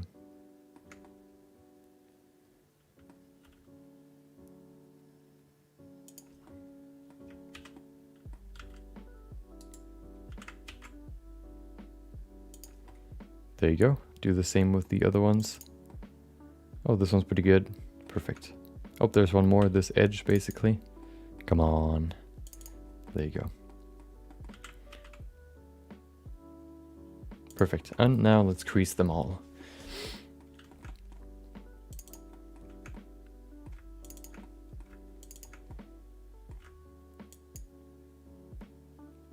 Maybe not this one. Oh, come on. Shift E, nice and sharp. Do the same here. Shift E. We have the same over here.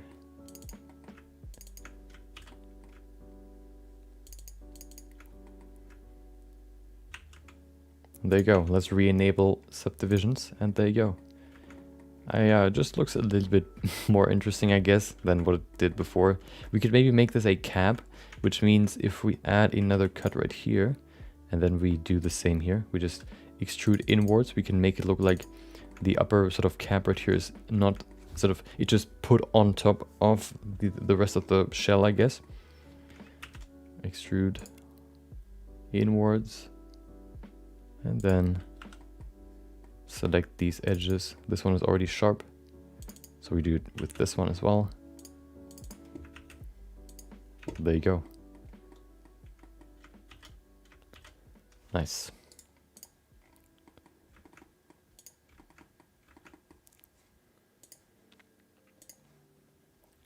Do you double click to select selection?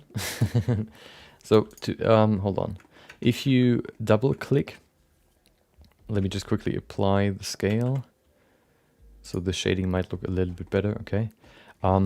So what you do if you press, so if you just have the edge mode enabled and you left click an edge, you select the edge that you hold your mouse on, basically.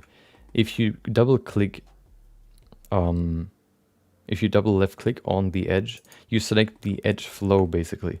So the edge flow is basically all the edges that are connected and go in the same direction, basically. Or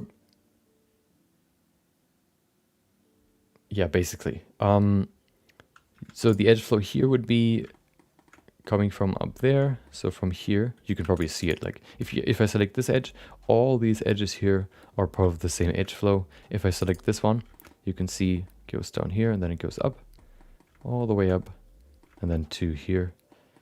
If we look at this edge flow, you can see it goes all the way over here, down, and then to this corner right there.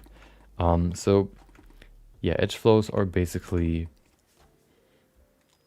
well, no, this way you can select all the edges that are basically connected and follow the same route.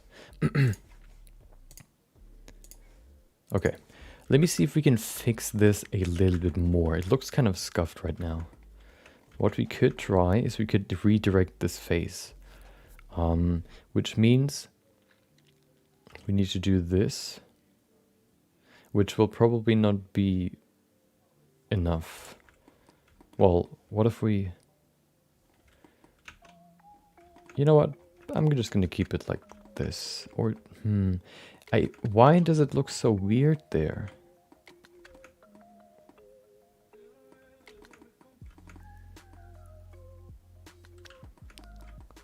Yeah, the same with faces. Okay, now it's getting annoying again. Hold on. Okay, there seems to be a problem. Oh, of course, because I didn't sharpen it before.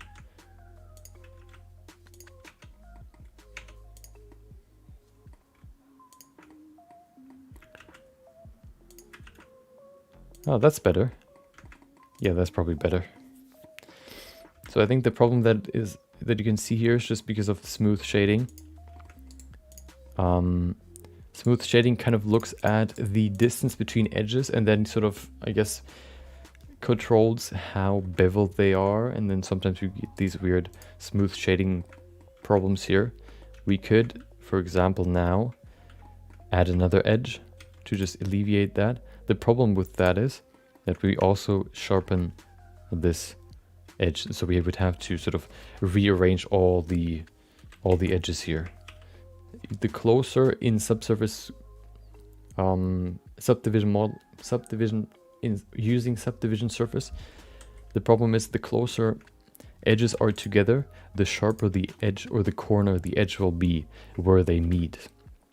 And to, you know, kind of alleviate the sharp edge, we would have to space them out sort of equally. We did it here, you know, like this.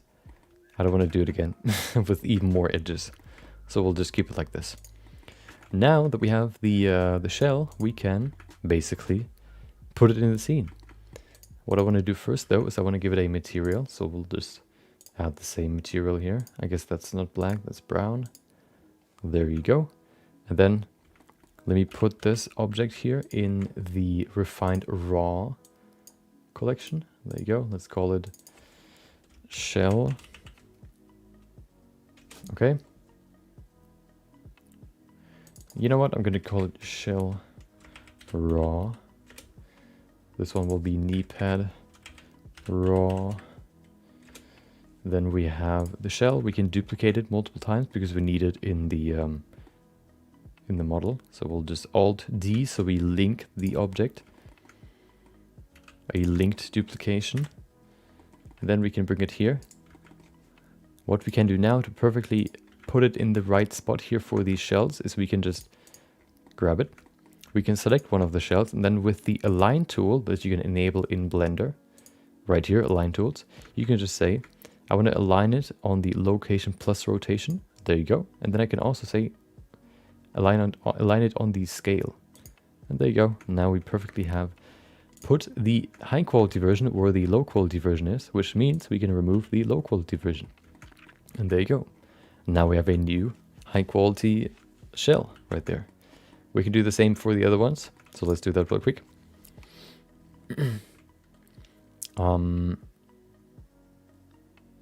Do we apply the scale? On this one? Yeah, okay, perfect. So what we can do here, so we can just, first of all, move this to the final collection. Okay, I'll call it raw. No, let's call it shell. Final 4, I guess. We duplicate it 4 times. 3 times. There you go. Call it shell final 3. Shell final 2. And then shell final 1. We grab the individual ones and put them in their place. Good old align tool again.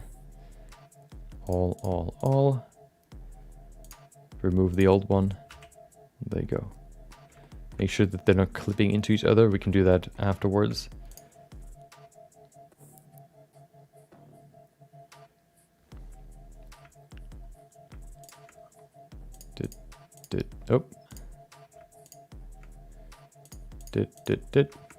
Wait, did I move the raw version? The blockout. Hold on. Oh, there you go.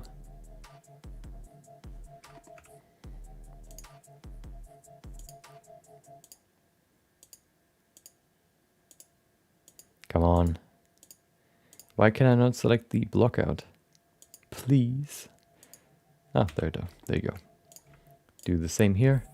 All. And then once more. All. Perfect. Okay. Now, we need to unclip them. They're kind of sticking together, or they're like in each other. Let's fix that real quick. Shouldn't be too hard. We just move them apart.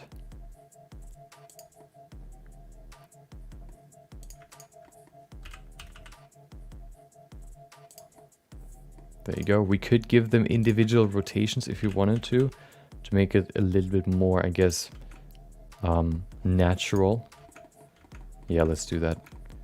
So what I'll do is I'll just rotate them very, very slightly in a different direction. Like this. And then this one can probably stay. This one can rotate like this. And then this one will just rotate forward. There you go. And now we have slight rotation in the placement, which will make it seem and look a little bit more realistic. Because nothing in the real world is perfectly aligned. I think we need to place this a little bit over here. There you go. Okay. And those are the shells. Let's go to the shell pieces. So that's the sort of band that is wrapping around them. I think that should be pretty simple to add as well. So what we'll do is probably we could either just add it to the mesh itself, or we could wrap it around it. I think we're just going to wrap it around it. What I had in mind is maybe using a curve. Although we could maybe use... I think using geometry is easier. Yeah. I think it's the best if we just, I guess, add it to the mesh. Let's add it to the mesh. That should be pretty simple. So what we'll do is we'll just go into the final version again. I'm going to save, so if I mess up, we can go back to an older version. And then what I'll need to do here is I'll just grab these faces. I will, maybe one more. Is that too much? Let's see. I think they could work quite well. Let's use all 4. We then press, no, let's not.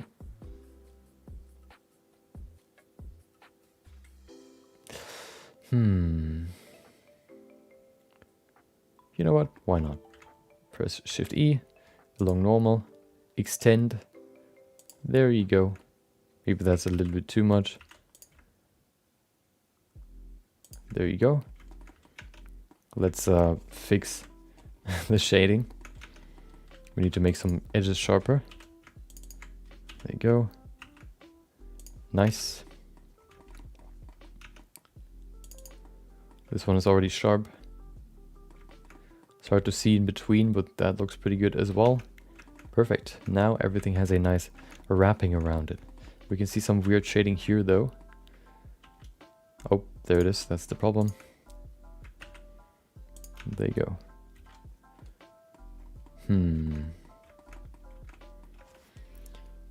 I don't think that's okay. Or I don't like it. So let's do it separately. I think that'll make it easier.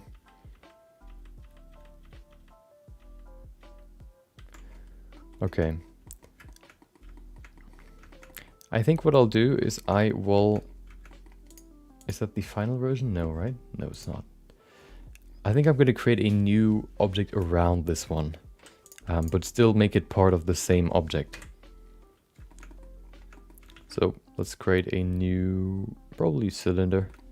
Oh. Cursor to selected.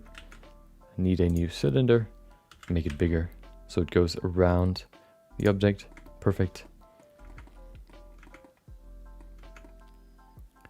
What we could do is we could go in here and then... Oh, hold on. First thing first. Let's bring it back. We need to remove some vertices here. We don't need 32. I think we only need like 16. That should be enough. 16. Yeah, that's definitely enough. Then we scale it outwards. There you go. And then what we can do to make it even better is we can first of all remove these faces here. Then we will bring in a shrink wrap modifier. We will use this as the target. Set it to project on surface negative and positive. And then we bring in a subdivision surface modifier before we add the shrink wrap modifier. You can see what happens. It basically snaps onto the surface of this piece. We can maybe add a very, very slight offset. There you go. So we can see the difference between the two objects. Okay.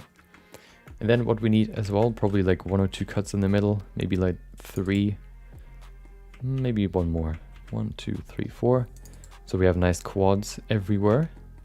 There you go. And then if we increase these subdivisions, of course you can see it conforms more to the surface of what is under of the shell basically. And then we just use a good old solidify modifier.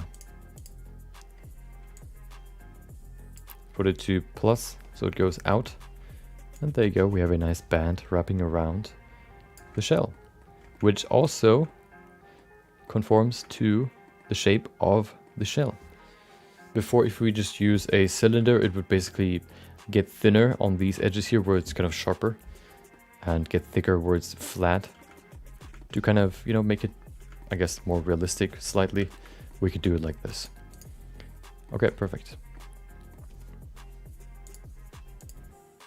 Let's make it sharp, smooth, I mean. There you go. We could add another edge here to just make the edge here sharper, but I don't think we need to. I think that's already pretty good. So now what we'll do is I'm going to apply a good old shader here, just because I can. There you go. Silver. And then to make the final version, First of all, what I'll do is I'll remove. No, I can't remove those. Let me rename them though. Let's call them something. Arg. There you go. And then we can create new versions here. So what I said before with the final version, as you can see, let's call it, I don't know, band. No, band is weird. What I want to do here is I want to make it a final version, I will apply all the modifier, so mirror and subdivision. No, not subdivision, I'm going to turn subdivision into multi-res. But mirror I'm going to apply for the final version. So this one is the raw version. This one will stay here. I will duplicate this one so we can create a new final version. I'm going to move that over here in the final version. So many different versions. I will probably parent this to this here as well. There you go, so it's more organized. We're going to parent this to the shell object. There you go. We apply everything that we have in here. Actually, we probably don't need to remove, apply subdivision. Maybe for the band we could. Maybe we don't need 2. We could probably work with a 1. Is 1 enough? Probably. Oh, you know what?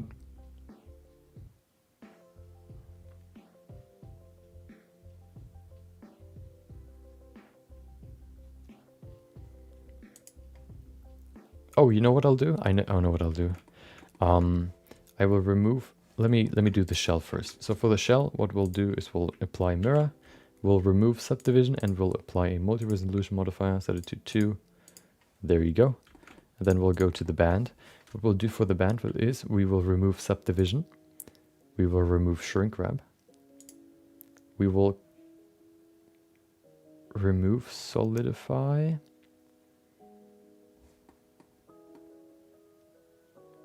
You know what? I'm just gonna apply everything. This is such a small object. It's not gonna matter too much. Maybe we can even keep 1. So we keep 1 or 2. I think I like 2 more. Yeah, let's use 2. Okay. Shrink wrap apply and solidify apply. And there you go. Now everything is perfectly applied. We can set this to a low-res version as well, if we need to. Perfect. This one is parented to this object, as far as I know. Okay. Which means now if we set it, bring it back into the position of the final position. Perfect. Let's rename it 4. There you go. We don't need number 4. We can now do the same for all the rest.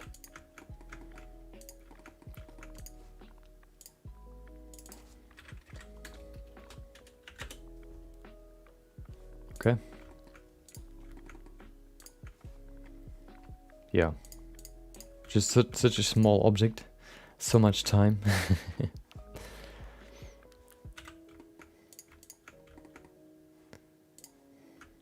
But it's going to look better in the end, so, it's worth it.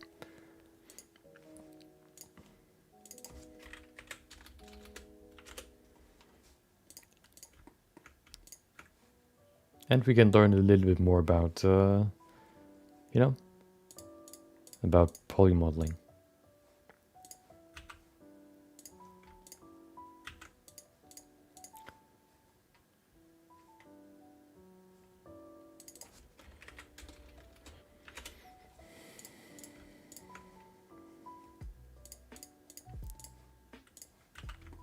Okay. Perfect. On to the next piece. The next piece, let's see. So we could, I think these ones were pretty simple. We can probably do these pretty easily. They are very, very simple. There's not really that much detail at all. So yeah, let's do these sort of pads here on the side. Let's go to them. This one should be it. We probably need 2 versions though, because this one Is it the same? Oh yeah, it's just scaled, right? Should be just scaled. Yeah, it's scaled, okay. So let's go in here. We duplicate this one to give it more detail. There you go, okay. Put it in the right collection.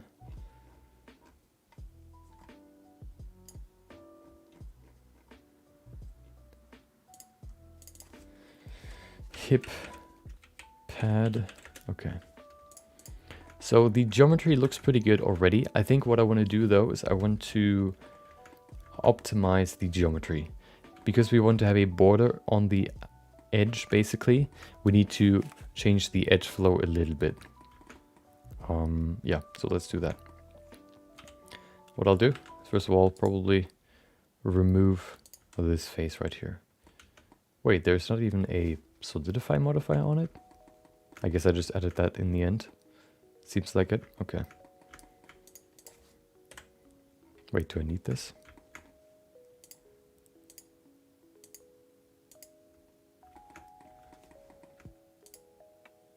Oh, I couldn't apply the modifiers. I don't know why, but I just couldn't. I don't know why, but who cares? Okay. Oh, maybe, yeah, I don't know. Maybe because it's linked. Hold on. But I could apply it on the other side. Unlink. How can I unlink objects?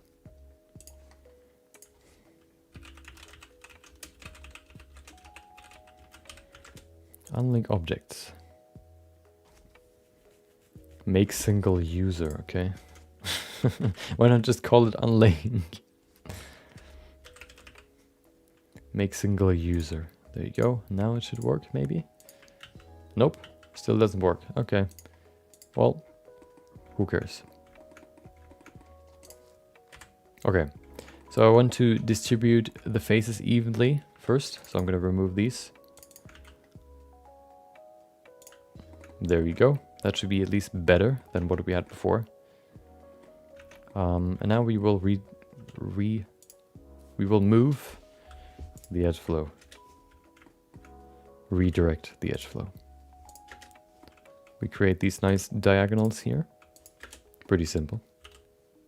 We might only need to work on one side actually.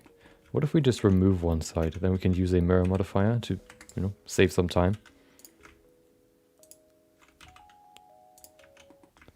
There you go.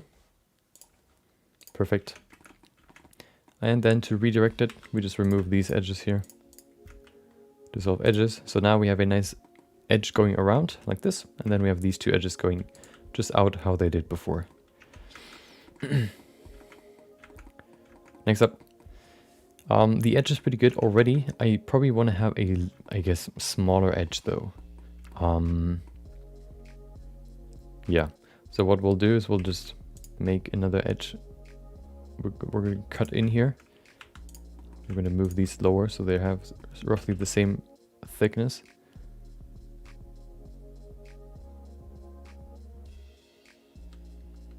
There you go. Okay.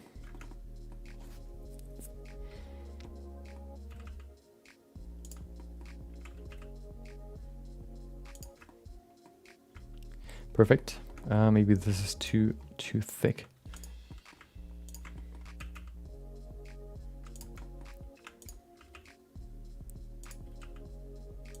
Okay. Perfect.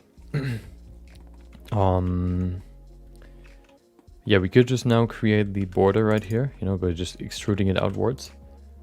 But there's one more thing we have to consider, which you can see right here. There's like this small little piece there on the inside. Just like a small twirl right there. We could either add it as a sort of extra object, how we did it here. See, like this. That's not part of the knee pad itself. It's an extra object. Or we could include it in the geometry. Depending on how complex it is, I guess it makes more or less sense to add it separately.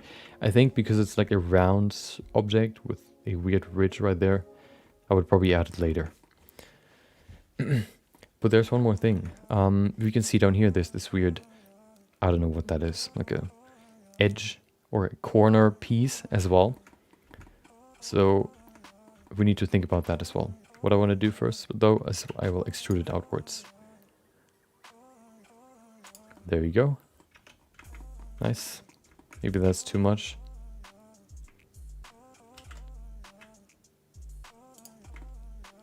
That's better. Actually, no.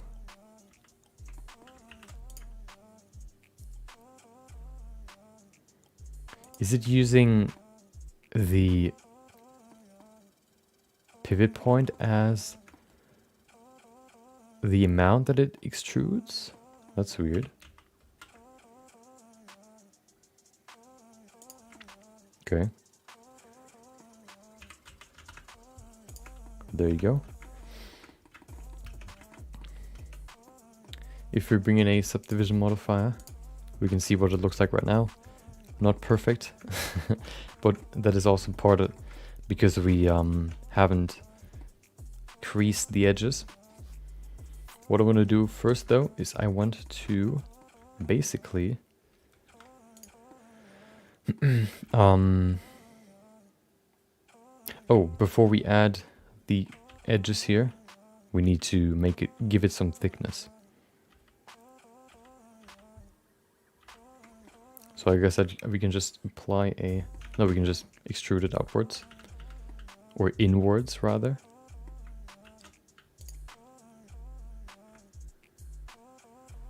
There you go. Then we do it again for this edge right here.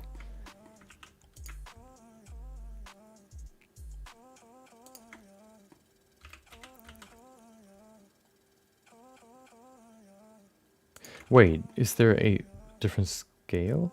Oh, there is. Okay, so if we apply the scale, maybe the extrusion works better. Apply, wait. Apply the scale now, maybe? Aha, there you go. If you ever have weird transformations, just apply the scale or check if the scale is correct. If one value is way higher than the others, that could be the problem. There you go. And then we have the piece right here. So we need to, I want to add another sort of edge, I guess, corner piece right here. So let's integrate that in the overall shape. Shouldn't be too hard. We just do this first. Wait, what I like to do to sort of have the same distance for both edges. Actually, that doesn't really work for this. So I'll just, I guess, put it on here myself. There you go. Like this. Then we can go down here. We can select this piece. Maybe only this. I think that's better. And then we just extrude it along normal. Maybe we can do it again. Actually, I want to scale it down. There you go.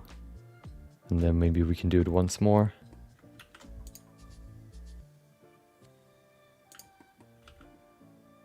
Perfect. Yep, that's all that I wanted to do. Now we need to ease.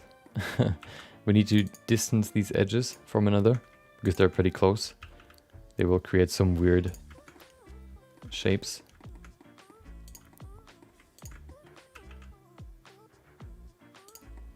Nice. We probably need to space them out even more.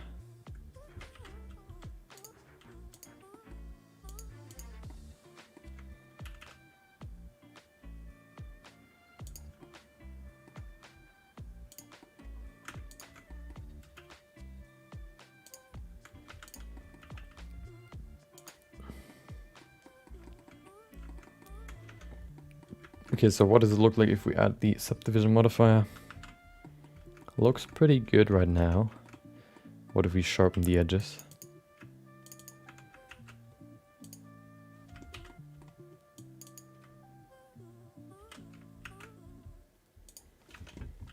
Okay.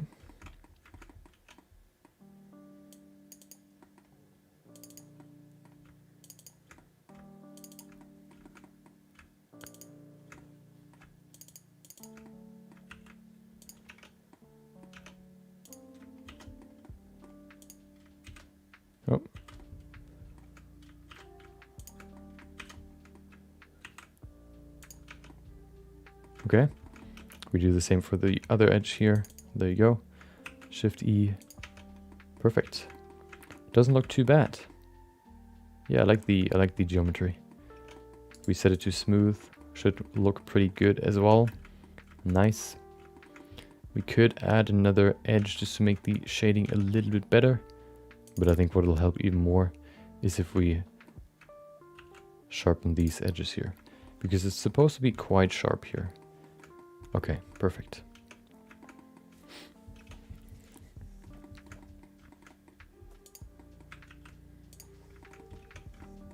There you go. So what I said before, you can see it's quite a sort of smooth shading. If you want to make the shading sharper, what we can do is we can add another cut right here and bring it closer to the edge that we want to make it, that we want to have appear sharper, I guess. And this way it'll be sharper or appear sharper. But that will also bring in more geometry, so I'll just not do that. Because if we increase the resolution, that'll fix itself. We can see some weird pinching here though. What if we remove this one? That works as well. Okay. Maybe we need to space these edges out some more.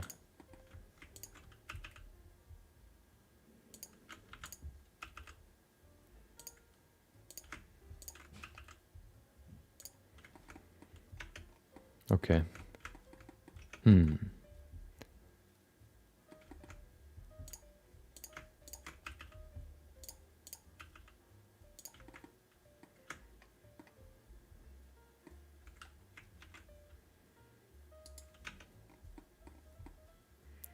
We can see there like a small bump, which looks weird.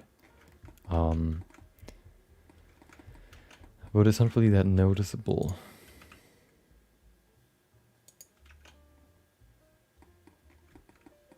I think I'll just keep it there.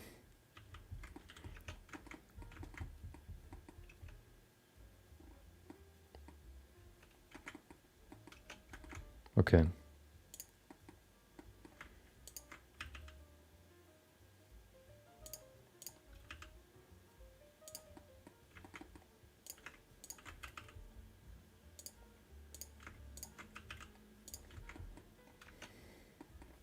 I think that's pretty good.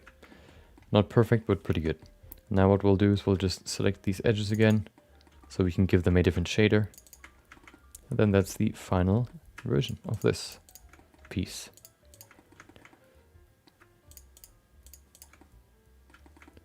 Perfect.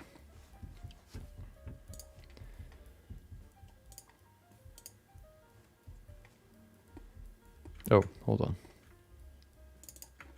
Okay. And there you go, nice gold. Perfect.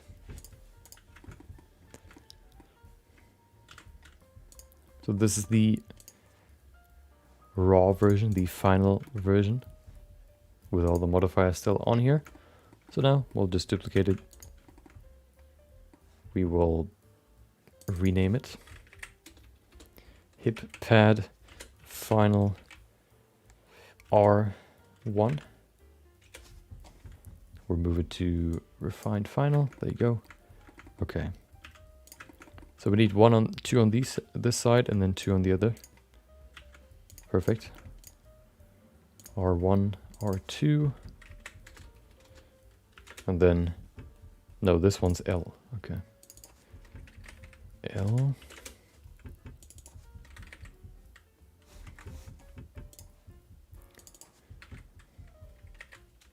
You know, we talked about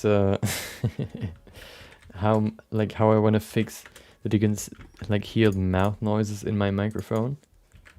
Like once you hear it, you cannot unhear it. And then I actually, thought about that again when I was here listening to music, and it's actually pretty crazy how many songs just keep the breathing, like the heavy breathing in the songs, so that they're singing and then you can hear and then they sing again and then you could hear that quite often. It was pretty funny to me when I noticed it, and now you can never unhear it. I don't know. Maybe that's just annoying for me, but I always like to remove the breathing when when I record.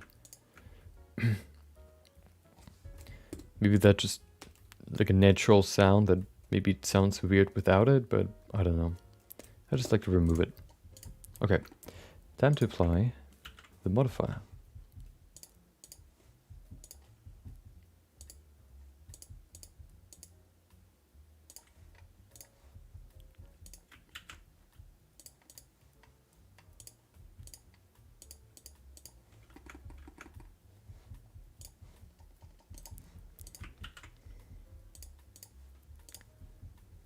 It's the same with the when there are like these breathing compilations where people basically cut all the breathing in between when they talk together. There's, I think, this famous one with the wrestler that was like breathing very heavily, and then you can just hear basically one after another the whole time, like 1 minute. Just a supercut of just him breathing, basically. You could probably do the same with the songs as well. Okay, let's apply the pieces.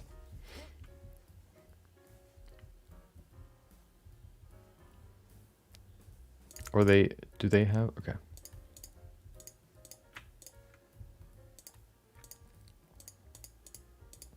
Wait.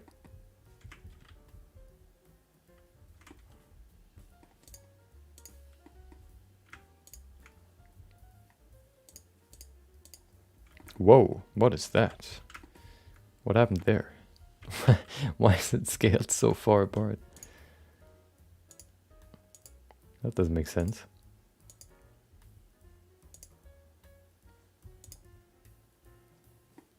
Okay, I guess that doesn't work then. We can just scale it down, I guess.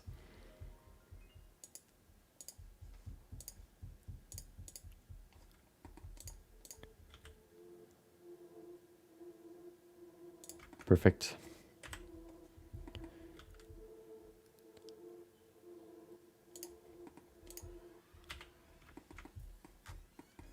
Slowly but surely, everything gets more detailed.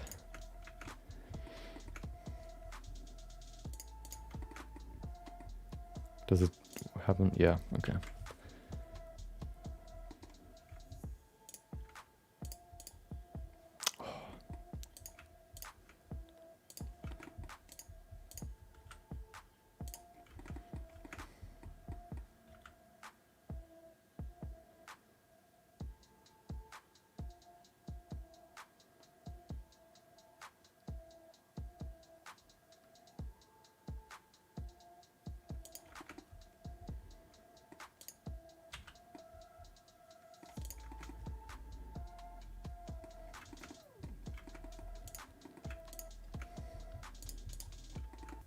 Oh, wait, what?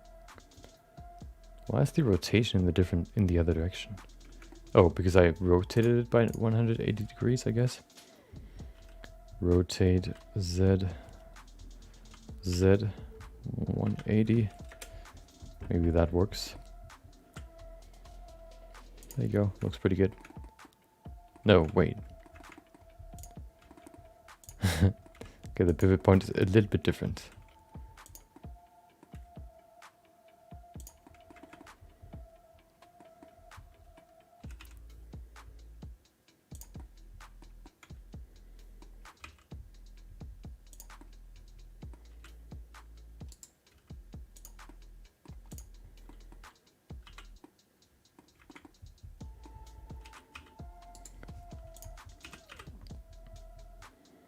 By the way, if you haven't seen it yet, I had an idea for a, I guess, new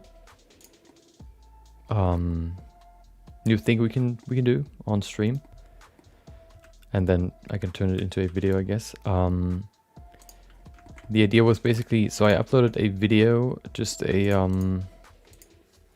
2 days ago or so, quickly, sort of in a short, talking about the art style of Final Fantasy, basically. And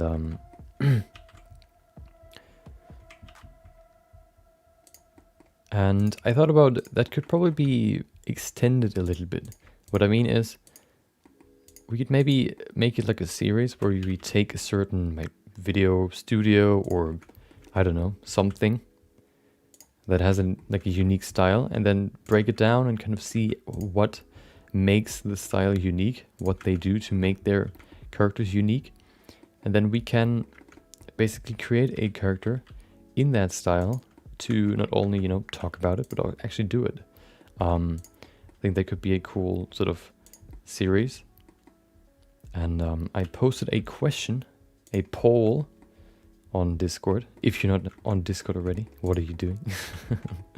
Yeah, if you want to, you know, state your opinion whether or not that would be a cool project or not, you can go join the Discord, !Discord, and you know, you can vote whether or not we should do that, and then we might do it. Maybe everybody says no, sounds horrible, super boring, you know, then we're not going to do it. Maybe if there are enough people interested, then I'll do it. I'll probably do at least one anyway, just to test it, just to try it. We've done it slightly, but like sort of before with an artist. We've done like I guess a version of that format before, but not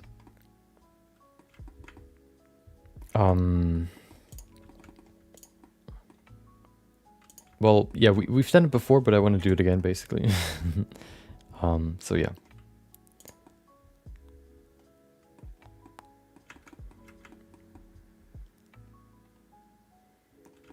If you're interested, you can vote to reinforce my, I guess, plans even more.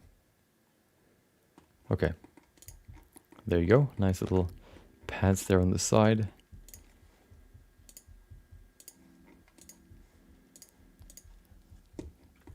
Let's go to the next one. We could probably do this buckle right there. The buckle seems to be pretty interesting. Okay. The interesting part about the buckle is, hold on, let me show you.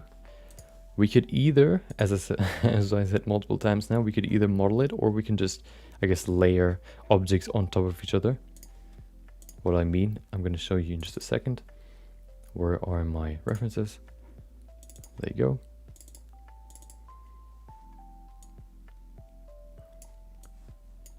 You can see here how for the ball, there's this sort of wavy line around it.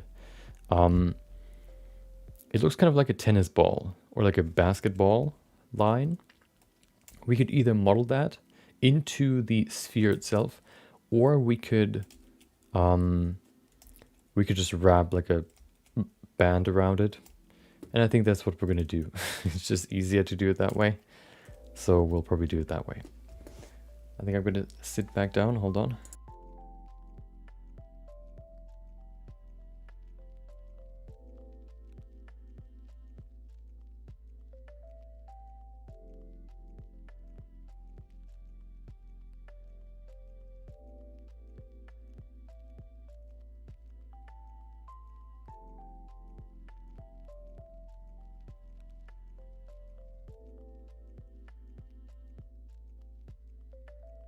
Okay, so let's work on that piece.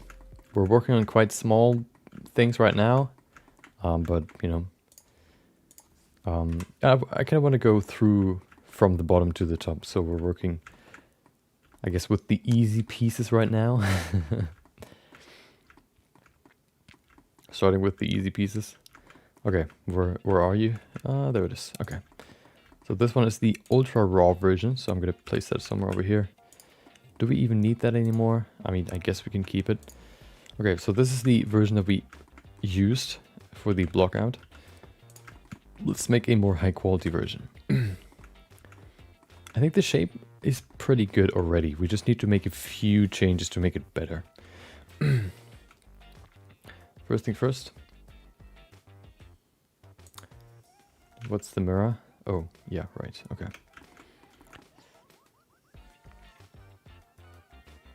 Let's change the these plates here first.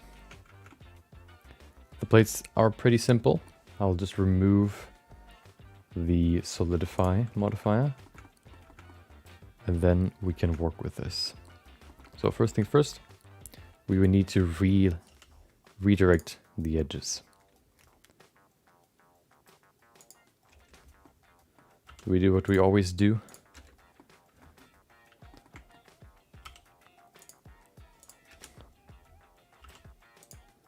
Perfect.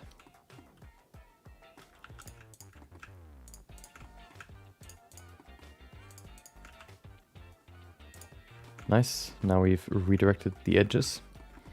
We could maybe remove some edges as well. I don't think we need that many. So what if we just remove a few here? Perfect. There you go. Make it easier to see and to organize. Okay.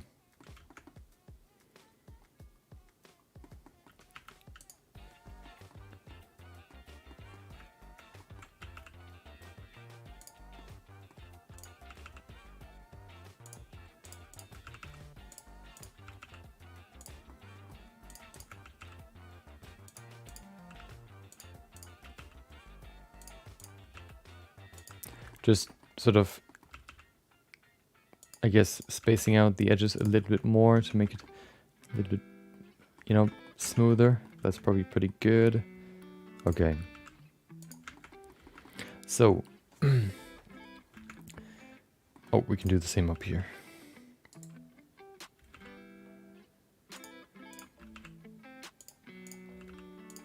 Okay.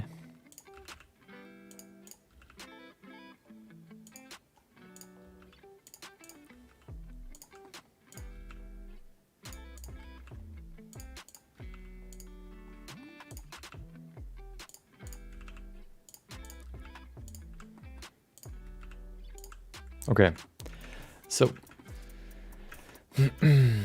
first thing first, we need to make the edge a little bit thinner. There you go, that should be enough. Maybe we can make it a little bit thinner like this. That's probably better. Perfect.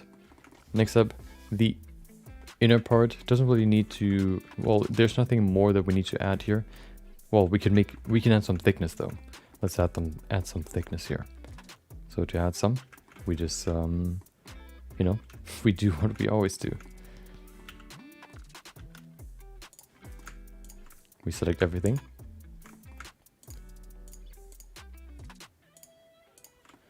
We can probably go in first so we can get closer to the ball.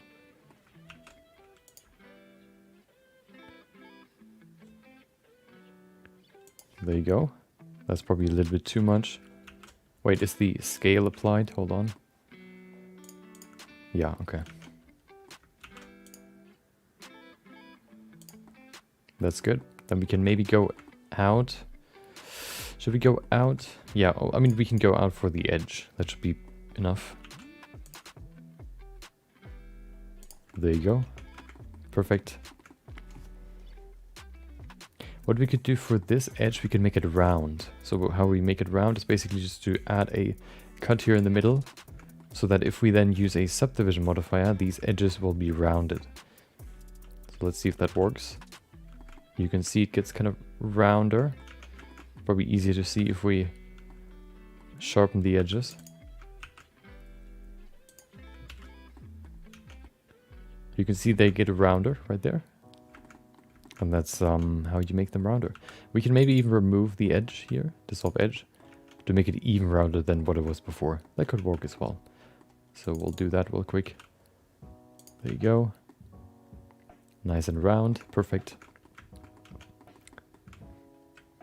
Make the edges nice and sharp.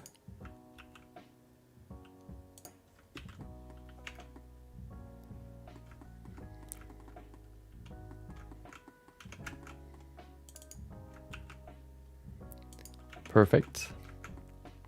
Next up would be the ball. The ball is pretty simple. First of all, we need to enable clipping. Make sure that the vertices here are actually clipping. Perfect. And then I want to create this sort of wavy U shape. I have an idea how we can do it. So why don't we do that? What we'll use is something called a plane. Okay, where's my plane? Wait, what? Oh, there it is. Okay. We need a plane. We need to rotate it by 90 degrees so that it is in the right direction. It points in the right direction. You know what I'm gonna do? Is I'm probably gonna... Wait, is this ball whole? Oh, it is. Okay, we need to remove these faces here. Wait. So if we want to apply the... No, never mind. Okay. I think we can use... I thought about not being able to use the mirror, because if we want to apply this sort of swirly thing around the ball, the mirror effect would kind of not let us do that. But of course we don't have to apply the mirror effect to the swirly thing as well.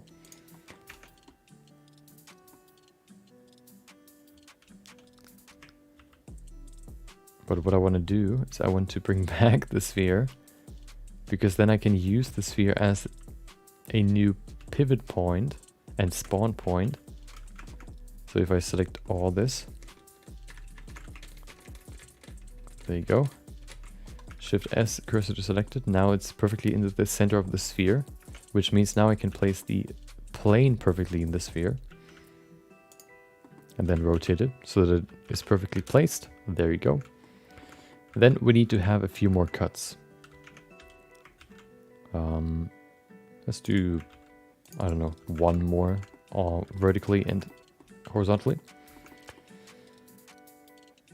And then, well, all we really do is we go in here, we remove the faces, dissolve, no, only faces, there you go. We also remove the edges in the middle.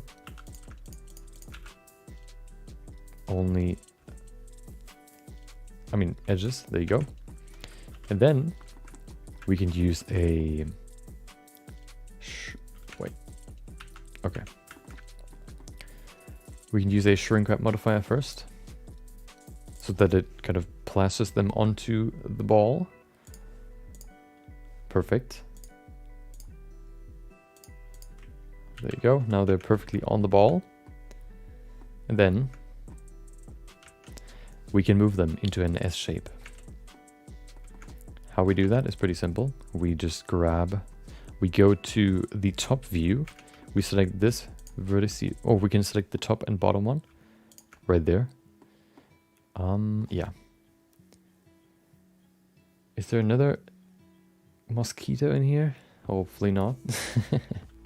Okay, we go to the top view, set it to snapping, and then we move it upwards. Forward on the y-axis. Maybe let's set it to 0.5. 0.5 seems to be too much. Let's set it to 0.5. No, let's set it to 0.35. Okay. So the top and bottom vertices. Oh, well, that doesn't work. Okay. We have to do them individually, because if we snap them, the vertex down there will also be snapped to the top, which doesn't work. So we need to do them individually. So this one will be moved by 0.35. Do the same at the bottom. I guess 9 is bottom. No, it's not. Oh, okay, it is. Hold on.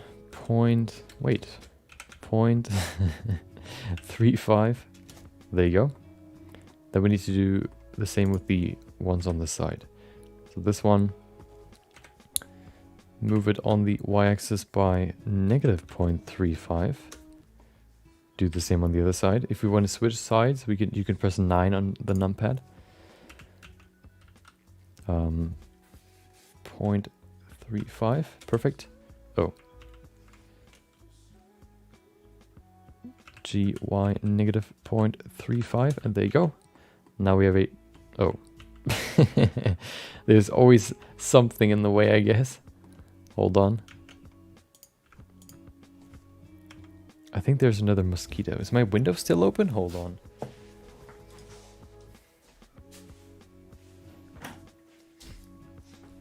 It's not, but it's... I feel it. I feel it around me.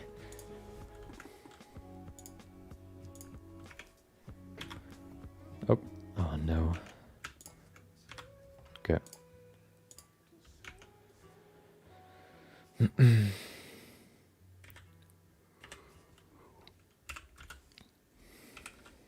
Perfect. Okay. Now we have this nice S shape right there. Perfect. And then how we can bring in some... make it smoother, basically, is what we'll do is we will use a shrink wrap modifier. Not shrink wrap. We need a subdivision surface modifier to make it nice and smooth. I'm readying my glass so I can catch it, if I can see it. And then maybe set it to 2, it doesn't really matter too much. We then use a skin modifier to add some thickness to it. And then what we'll do is we will add a subdivision surface modifier again to make it nice and round. What we need to do then... Oh, my headset is off, hold on.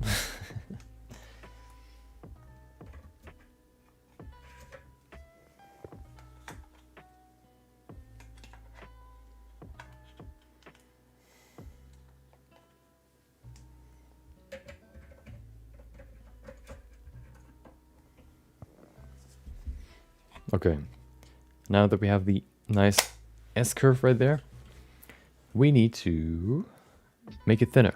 Should be pretty simple. First of all, I'm going to increase the subdivisions to make it smoother. It doesn't really need to be that smooth, but I'll just do it for now. We now select everything. We say, I think, Alt S. No, what was it again? It's Control A. Yeah, Control A to make it thinner. Maybe like this big. That should be good. Yeah. There you go. We probably only need like a subdivision of 1, I think. Yeah, that should be good enough. We could maybe use a... Oh, we don't even use the shrink wrap modifier anymore. What we could do though is we could scale them outwards just a little bit to make it more apparent. So we scale it like this with Alt S. There you go. There you have this weird ridge, this weird, I guess, gold band around it. Let's make it a little bit thinner. Maybe as thick as the sort of edge here for the outer pieces. There you go, perfect. And that's way easier than having to model it into the sphere. Okay.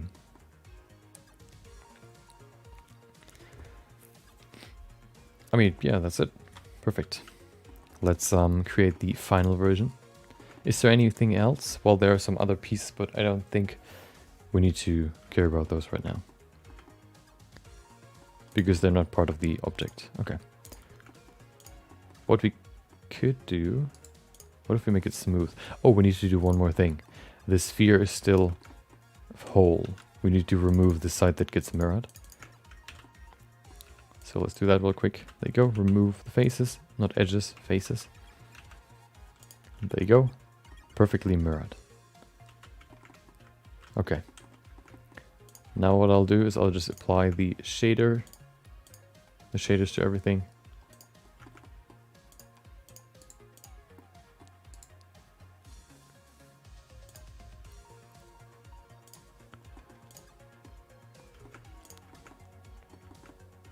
Oh, the sphere is actually silver.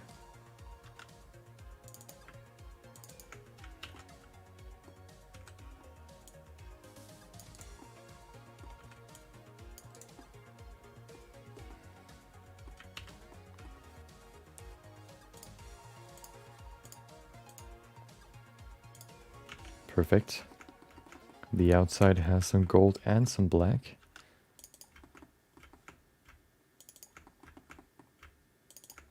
Perfect.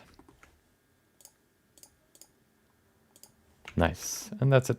That's the final the final, whatever that thing's called, the buckle, I guess. Of course, they're not connected, the two pieces, but I don't think that's too bad. We could bring them closer. Yeah, let's do that. Shouldn't be too hard. We're just going to select this and then move it closer over the ball. Oh, we should probably disable snapping.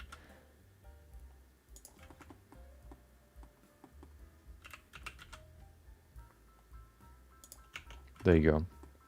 That's probably better. Okay.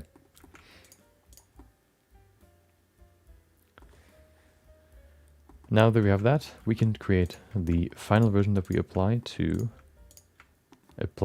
or I guess, yeah, add onto the character. First of all, I'm going to rename this.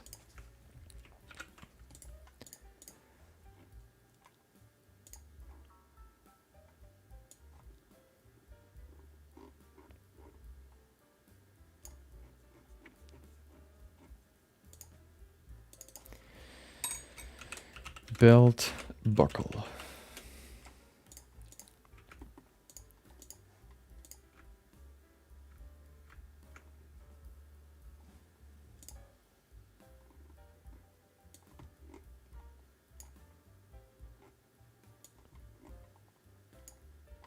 I don't know why, but sometimes I just cannot move an object to a different collection.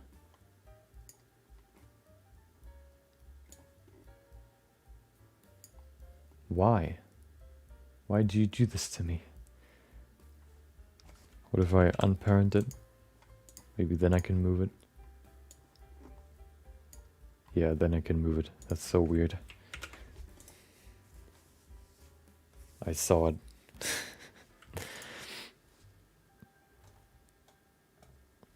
think I'm gonna have like 50 stings on my arm tomorrow.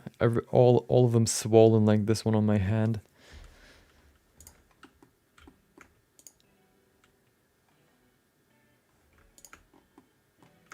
Okay, final version.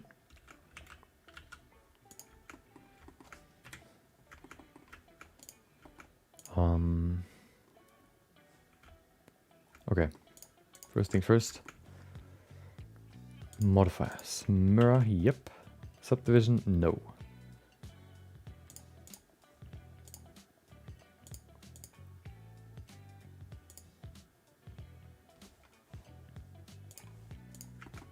Do the same here.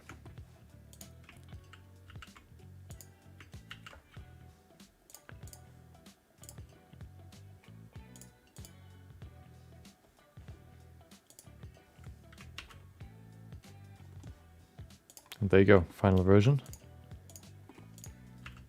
Okay. Belt buckle. Final.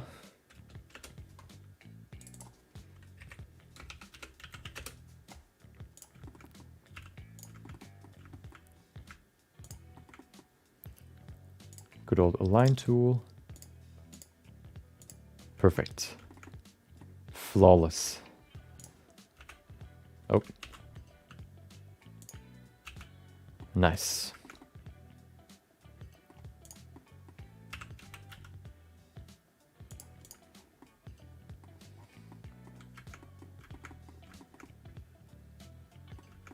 Okay, you know what? We could probably finish the belt. I think that could be a good thing. We have to do it anyway. Well, probably not finish because we have these interesting pieces there. But at least, you know, get further. The next step would probably be... There is some weird thing right there. You can see this gold thing, which is probably pretty simple to model. So let's model it real quick. What we need is probably just a cylinder or maybe even a cone. Why not use a cylinder? Or why not use a cone? Okay.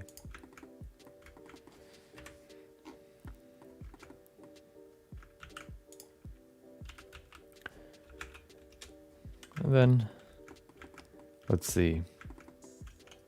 We can probably first of all remove quite a lot of these vertices.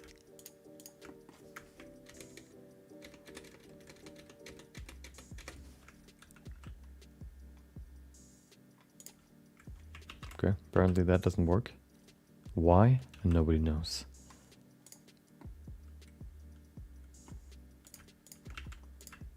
Well, no, hold on.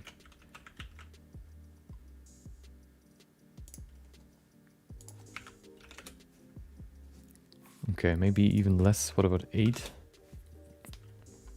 8 should be pretty good. Okay.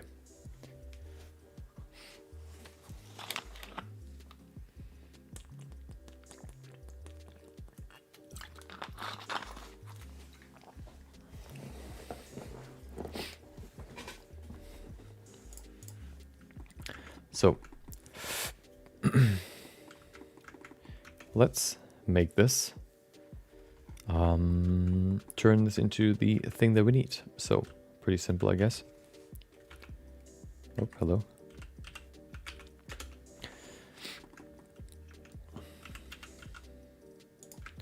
Then we need a another one. So we inset this.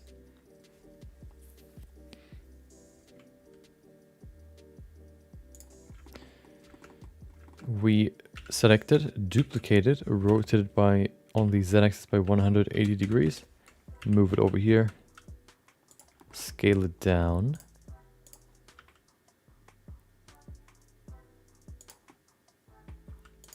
Perfect. And then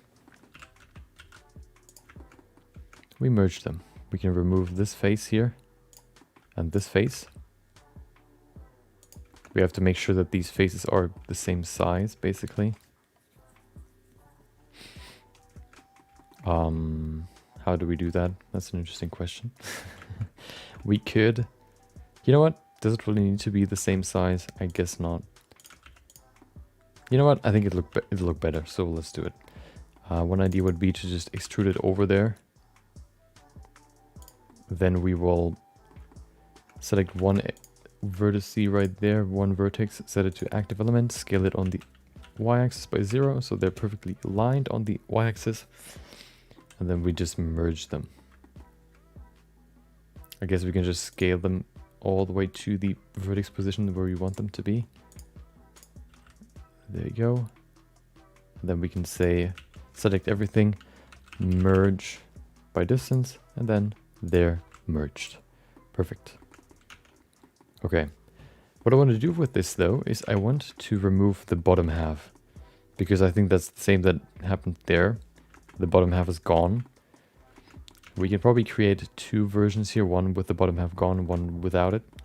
I'm going to create the one with the bottom half gone first.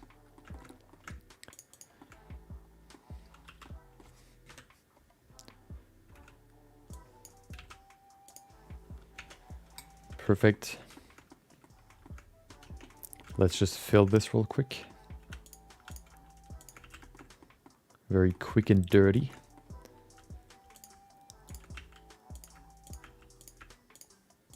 Okay.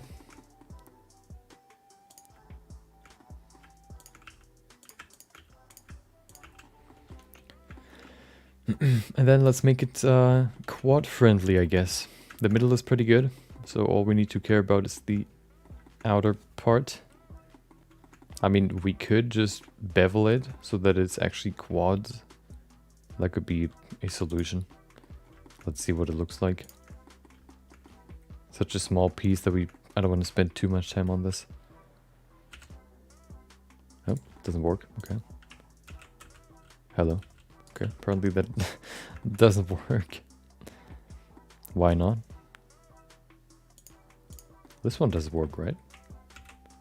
Yeah. Ah, there you go.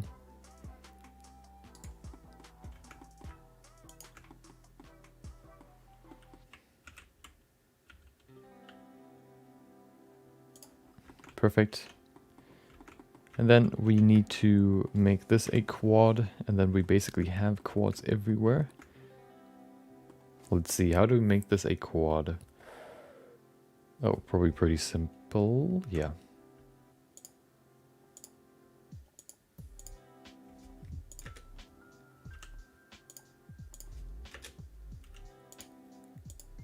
You know what I'll do to make it even? I will mirror it even more. Or I will mirror it. How, you ask? Well, I'll show you. No, I can't actually show you. Okay. Oh, I can. Well, I can, yeah.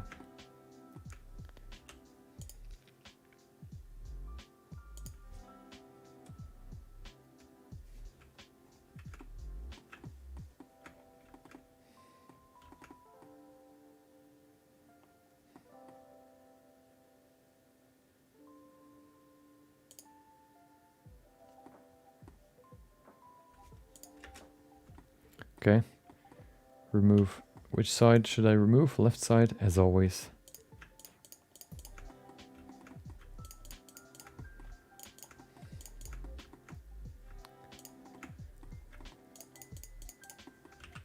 Perfect.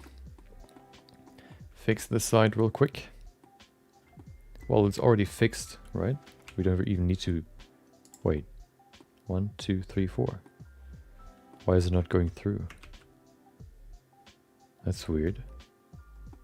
Wait, is it? No. Okay. I guess we can solve it.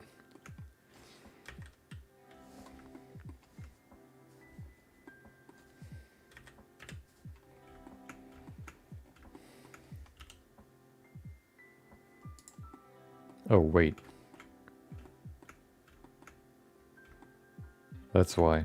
There's another vertex down there.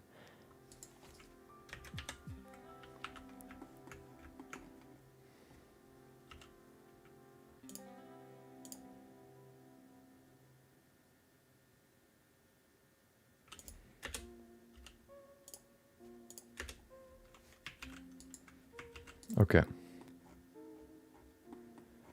Use a good old mirror. Perfect.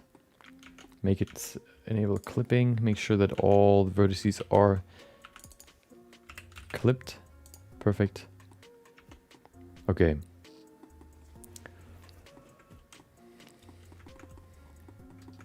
Yeah, I mean, looks pretty good. Pretty simple. What if we add a subdivision here?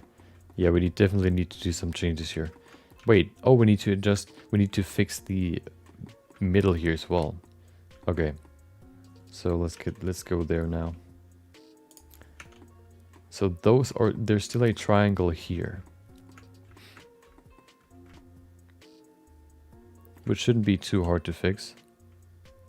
We just do this. Wait.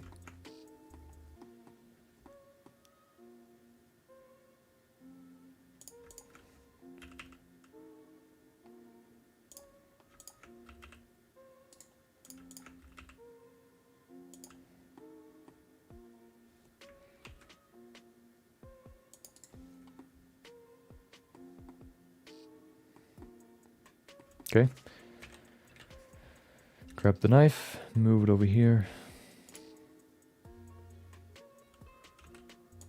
If you have a knife, if you use the knife and then you press C, you align it to a certain axis. I don't really know which one that is, but yeah, it aligns it with an axis. Maybe the viewpoint axis, I don't know. There you go. Redirect it once again.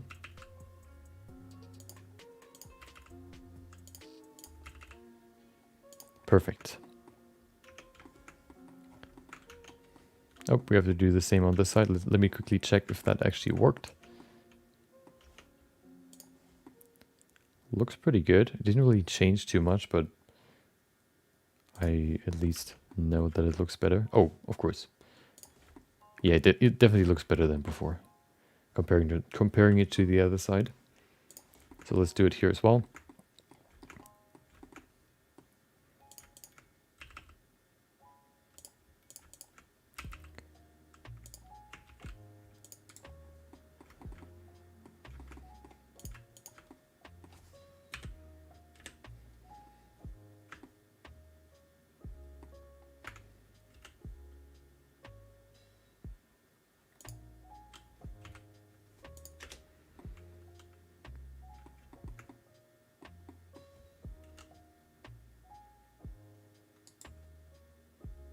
Wait, I did something wrong.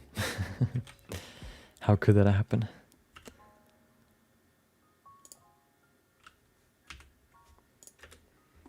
Okay.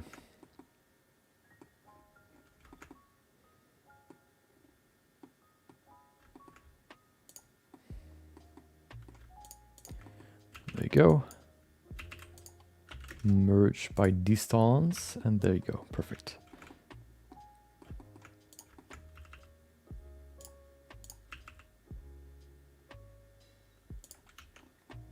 Nice.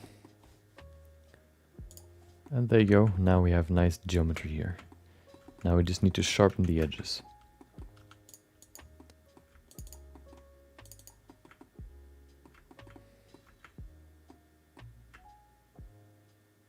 Maybe not there. Let's see what it looks like without sharpening it there. Okay.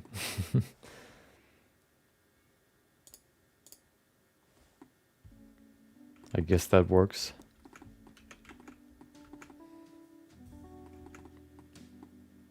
What if we sharpen it here? Let's see what it looks like. Yeah, it kind of adds a very, very sharp end there. It looks cleaner, but I don't know if I like it more. Why is there this weird curve? I think I'm going to keep it like this. I think that's okay.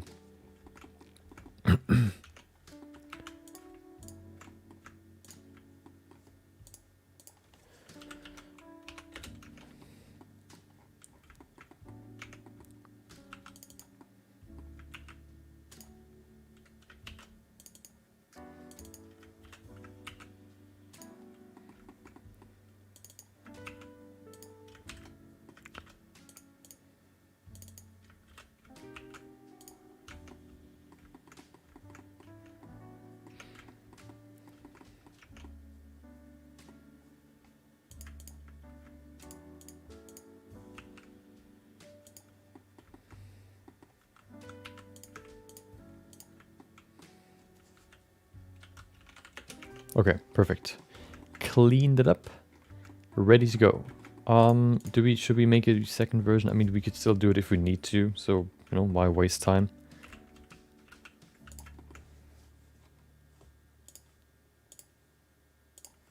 So this is the, I don't know, like, belt buckle clip, let's call it. Belt buckle clip, or pin, let's say pin. Raw.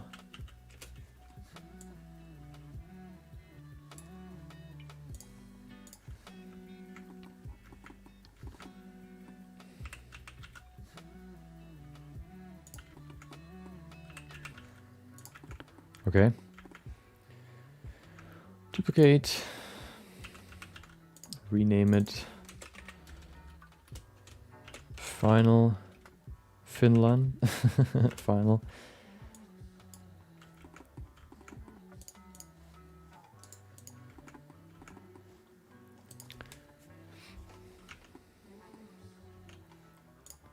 Apply the mirror modifier, and then we use a subdivision modifier. Multi-resolution. Okay. Should we add another cut right there? No. Actually, yeah, you know what? Why not?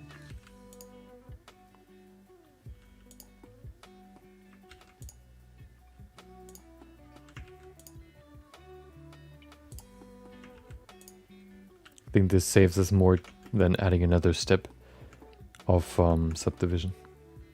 Okay.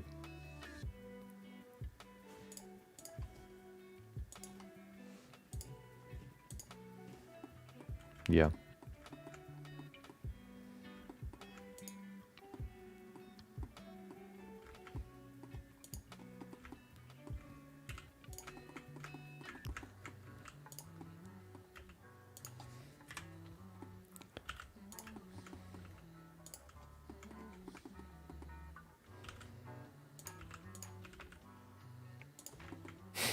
We finally finished this very small thing right there. Very insignificant, but it's still there, so, you know. We needed to model it.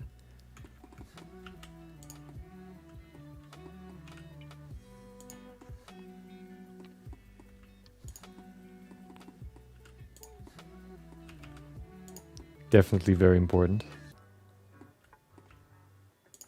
Okay.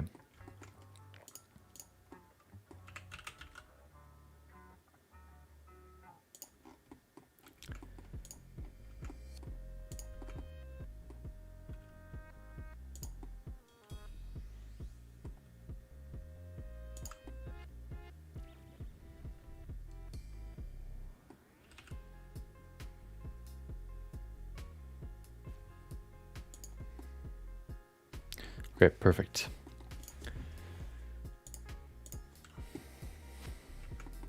Let's do the belt, the easy one. Yeah, the easy one. This one right there. That goes around the hip. Should be pretty simple. What we'll do is we will actually not use a mesh. We will use a curve, because then we can decide how long it's supposed to be. We're not restrained or restricted by the you know, we don't need to add more and more geometry ourselves. We're going to do that with a curve. But what we need to do that first is we need to use a plane, because we need to create the profile first. You can see the profile right there. There's like a small band on top of a big one. We can't really see it here. Oh, we can actually. Yeah, it's basically the same. So what we'll do is we will go in here and we will create the profile first. Profile should be pretty simple. First of all, we're going to make it flatter. Then we will create two cuts.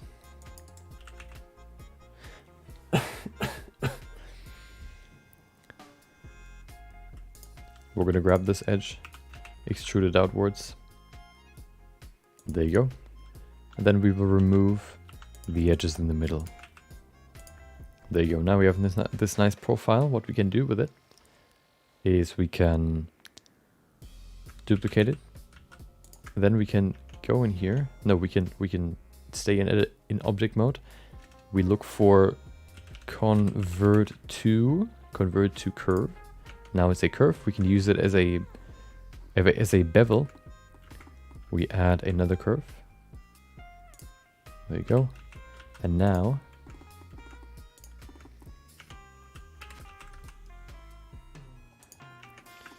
we select the curve, go to the curve settings, curve geometry settings, and we say profile, no object, which object? This one right there. Now we have a nice curve, basically. You can see what it looks like. Pretty nice. Yeah, that's it. We could give it some more detail. One thing that kind of annoys me is the shading. The shading is horrible.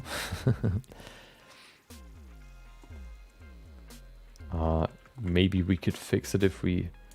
Let's try again. How could we fix it? I guess we could add another 2 subdivisions here. Another one right there. And then maybe 2 right there.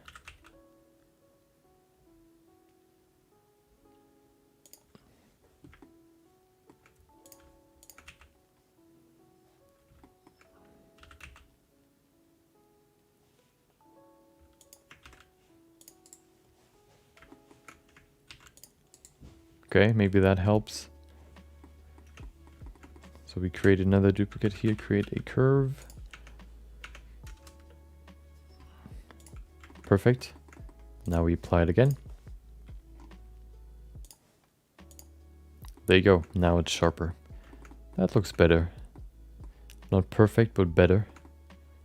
What if we set it to flat? I mean...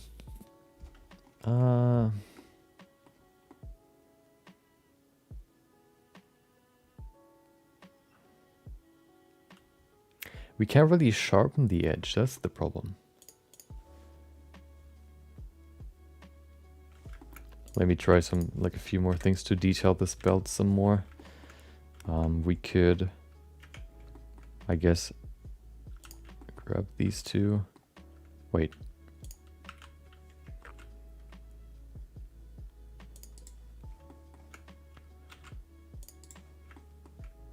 Remove this one again.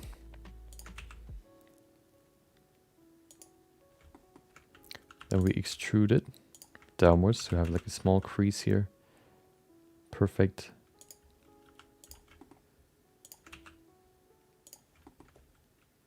Okay. Yeah. I don't know if we can do anything else to really sharpen it. We could bring these edges, I mean, we could bring these closer to the edge, I guess, like this.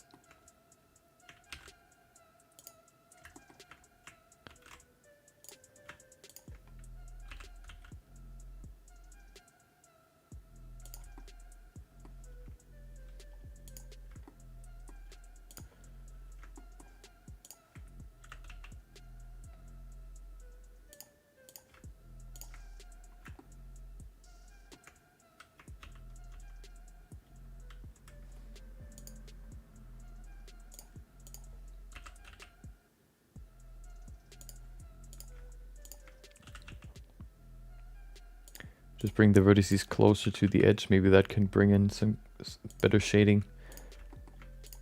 Exactly how it works in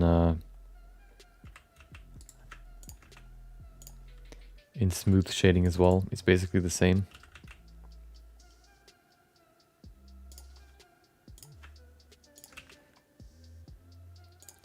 Oh.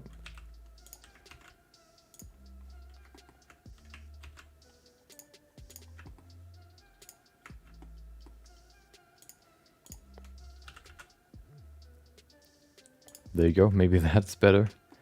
Let's see.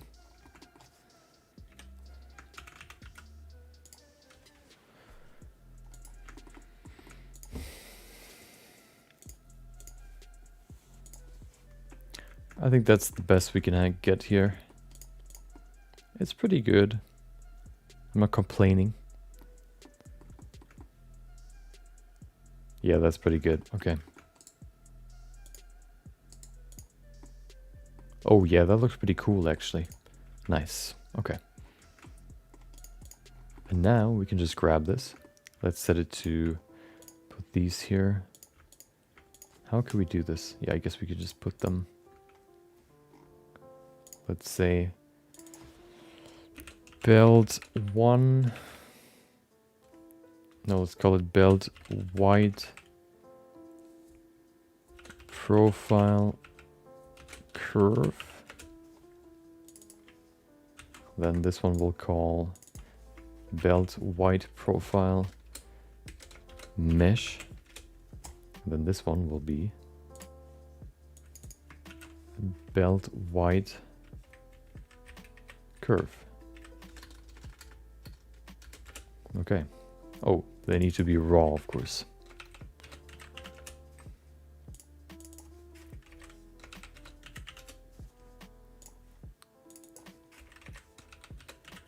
Okay.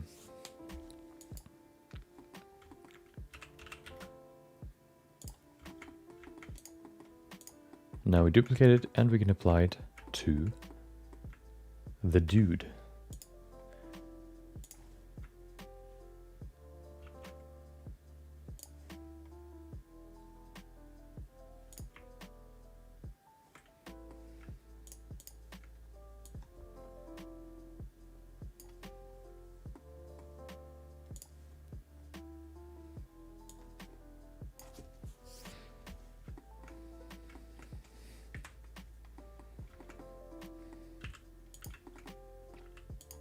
Let me actually apply the silver material just so we have the same material in here that we had before. And then we can apply the curve. Let's begin doing that. Oh.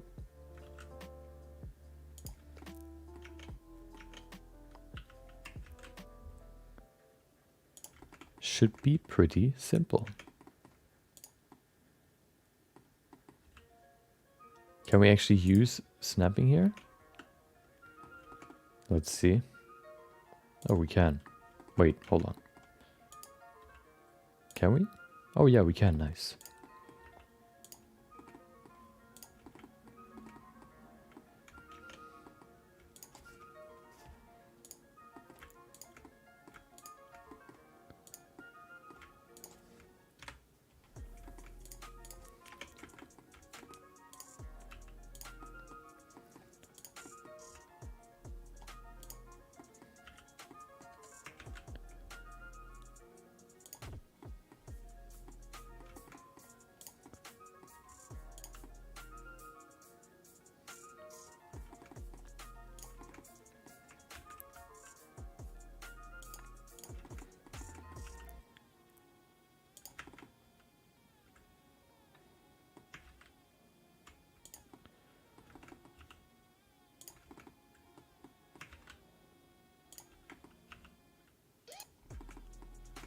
Nice. They look, see see the difference? So much more detail. Of course, we need to fine tune it with the new sort of clothing. Of course, with the high quality versions of the pads and all that. But we can at least use the Blockout as reference. Okay, that's pretty good. Let me remove the Blockout. And there you go. Okay, so let's see. Here we can see, not perfect. I think we need another one here in the middle, so we'll do subdivide. Perfect, put that over here somewhere.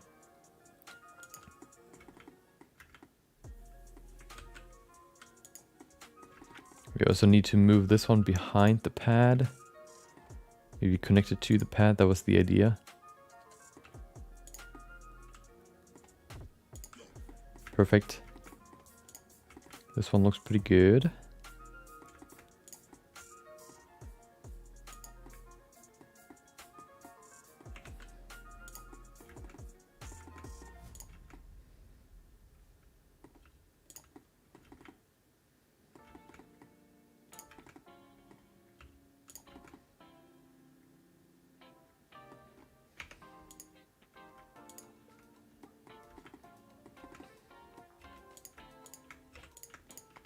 Let me hide these shells real quick so I can see what I'm doing. Very important. You might not believe it.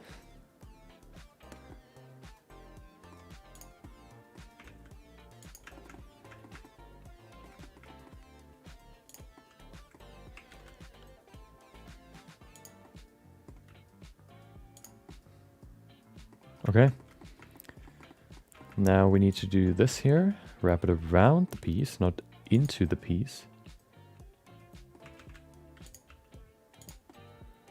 Perfect.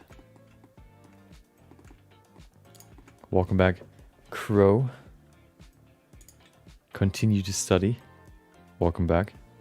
Studying is always nice. Always a good thing to do. Yeah, I mean, I'm studying myself right now, you could say, you know, trying to improve my poly modeling skills. And just going through all the pieces, detailing them more and more and more. Probably the most fun way you can practice poly modeling.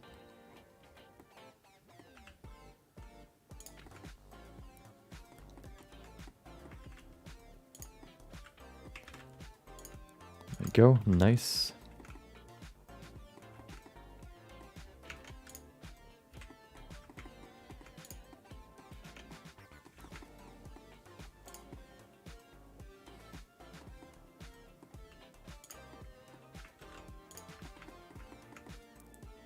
That's pretty good. Let's place it behind this piece.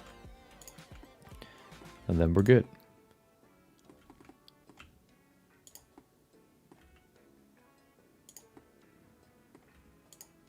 Okay.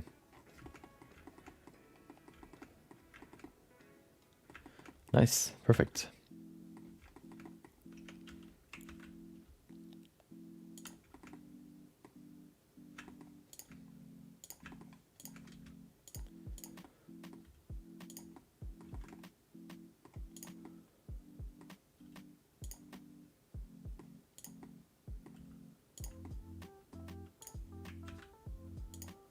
Okay, perfect. There it is. That's the first belt. We can now use the same curve for the latch here in the end, or this sort of thingamagog. Also, what I want to do is I want to fill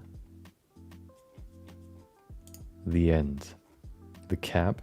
There, filled caps. I'm going to show you what it does in just a second. Once we add it here to this piece, to this end piece, I'm going to grab this. I'm going to duplicate it. Let's call it belt white curve final end. This one will just be white curve final.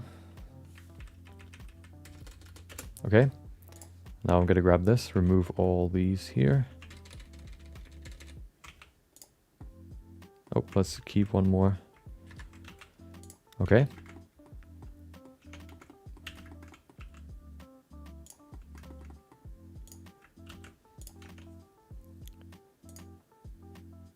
Okay. Now we can put it on the end here. Nice. And then we can, yeah. We can end this piece as well.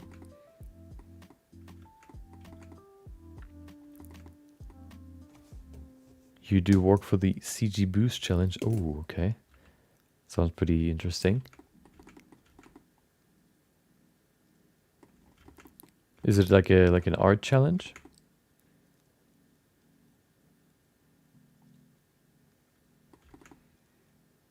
We need to adjust the shells.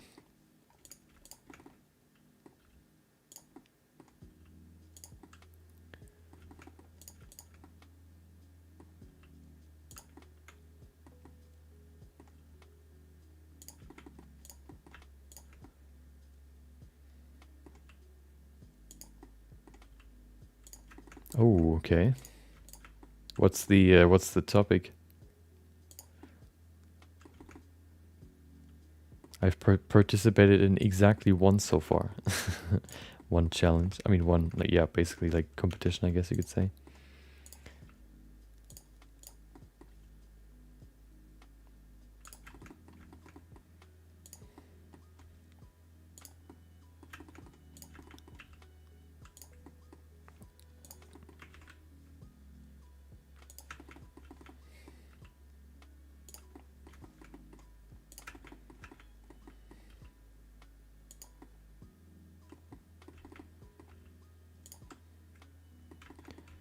Oh, oh yeah, I saw that monster in the closet. I saw that actually. I didn't know that it is from that it was from CG Boost. Pretty cool, pretty interesting concept. A lot of possibilities.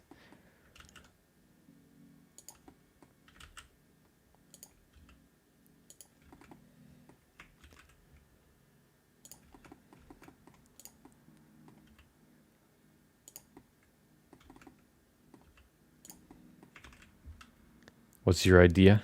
Creating a monster in the closet, maybe?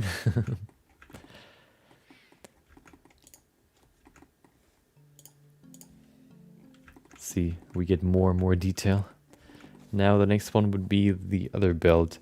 The other belt is a little bit more interesting if the in-game model has the same belt that we can see in the concept art. Let's see if that's true.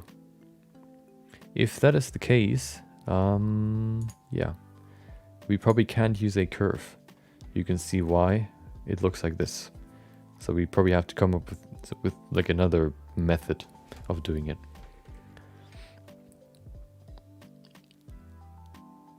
Okay, let's see.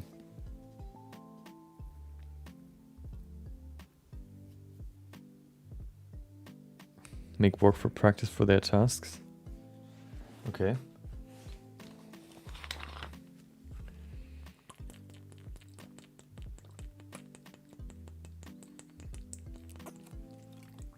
So you're not like participating necessarily, but you're rather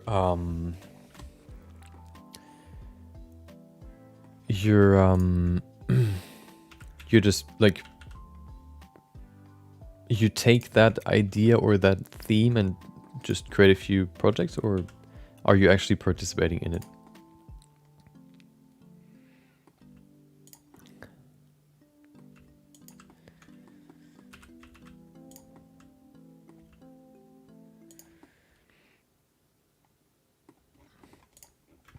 Okay, I actually saw a mistake that I just corrected.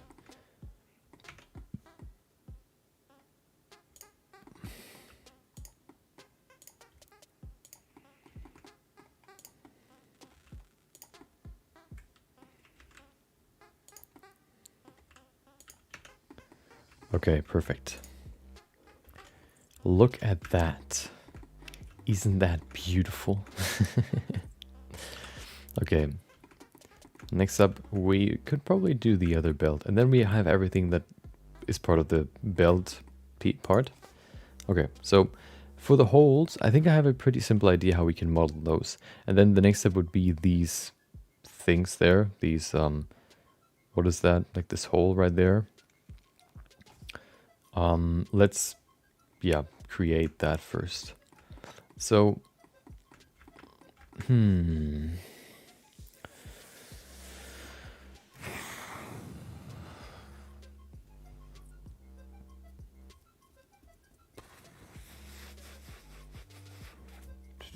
okay, so this is interesting. I have an idea how we can do it, but so I know how you can repeatedly like put holes next to each other infinitely. I don't know how you can end it in a certain way, how you can see it there. So you can connect these two pieces together. I don't know how to explain it. I mean, we can still do it though. It's just a little bit complex, a little bit more complex.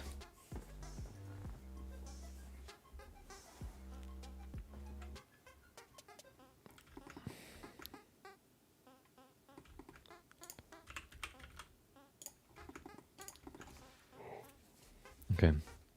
Teach Blender at the same time, practice the task for challenge.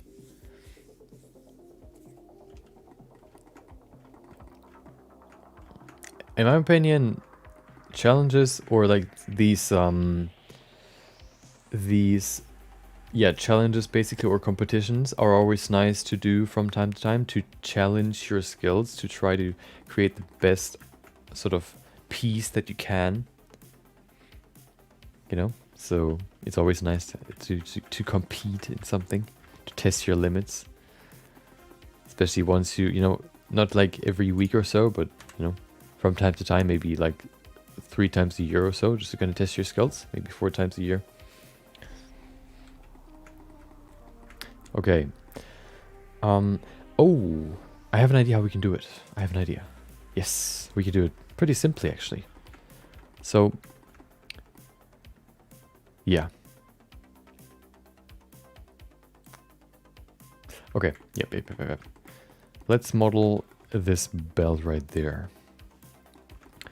Okay, so we're gonna begin here. We need a plane. Okay. And then we make the plane pretty long.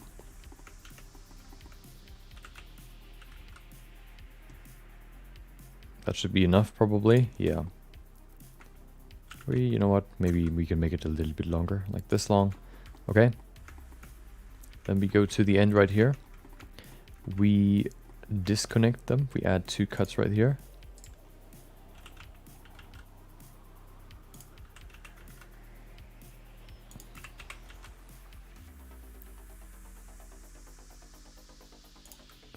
Disconnect them. Then we go in here and we add 1, 2, 3, 4 right there. We add 1 cut in the middle. Then we go to each individual vertice. We press Shift. No, Control B. Then V, so we can bevel the vertices, so we can create holes. Then we cut in the holes, maybe like this. We remove the faces here. I want to see what it looks like with subdivisions, if it's smooth. It's smooth, so we probably don't need to add more geometry. What we need to fix though is the geometry around the hole. You can see it's not a quad anymore, so we need to fix the quad, which shouldn't be too hard. Let's fix the quad. Okay, so to fix the quad, it is pretty simple. We create a hold on. Are the holes big enough or too big? No, they're perfect. Okay. 1 month to the task that you can do. Yeah. 1 month is, I think, a good time, or maybe even 2 to create the best you can. Okay. So what I want to do is I want to probably fill the holes again. Because I want to have an edge around the holes. So I'm going to select the holes. I will insert them. Perfect.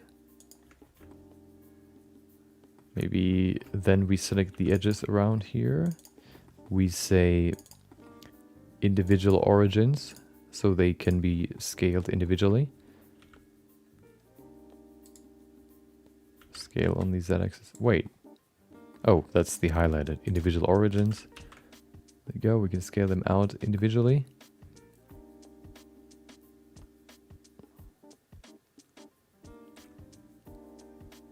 Perfect.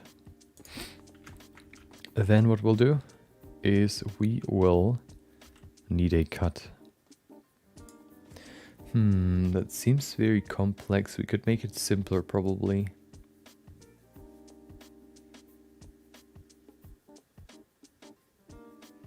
Although, hold on.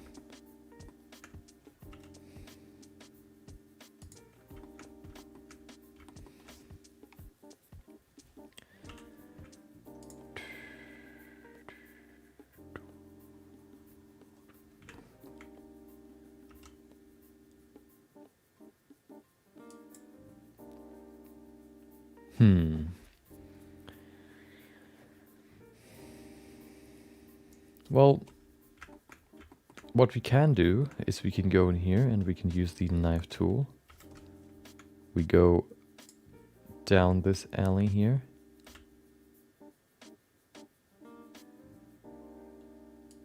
Wait, what we can do... Wait, we're going to select this edge here. We're going to extrude it inwards, outwards.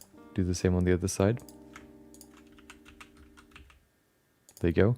Then we bring these edges in the middle.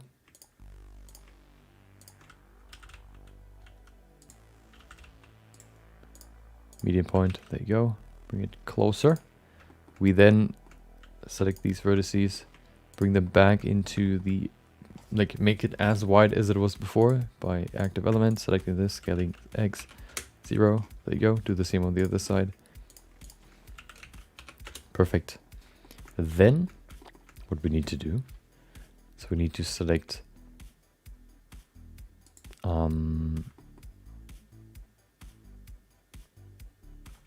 we need to add another cut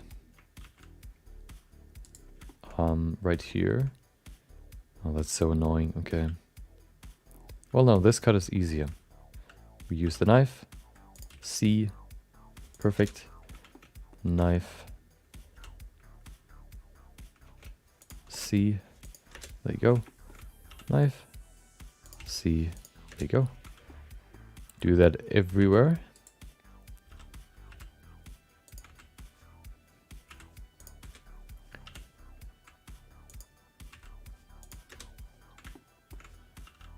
Whoa, hold on.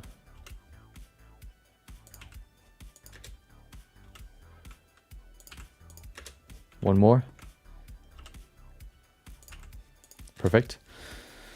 So have a look. You need to do a monster. Then I did one head. And I'll see what you can do with a blend out your lessons. I mean, you know, I don't even know if we've ever done like a monster. I don't think we have. We've only ever created characters.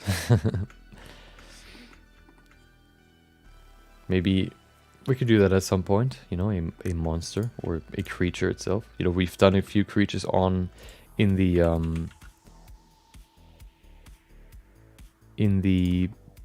quick sketch, but not really just as a project. We could do that at some point.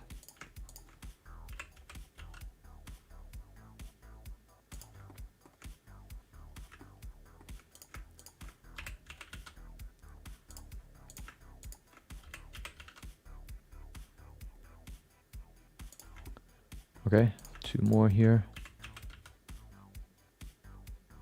Perfect, just, you know, I want to quad up the holes, otherwise it'll just look horrible.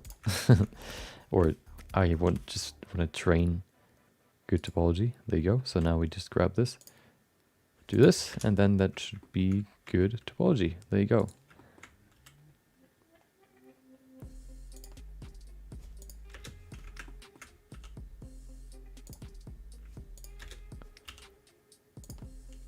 Perfect. Do that in all holes. We could maybe even do this, so we could be quicker. Although that'll no. The vertices aren't perfectly lined up, so I think it's easier to just do it for each side individually. Might be slower, but at least it's cleaner.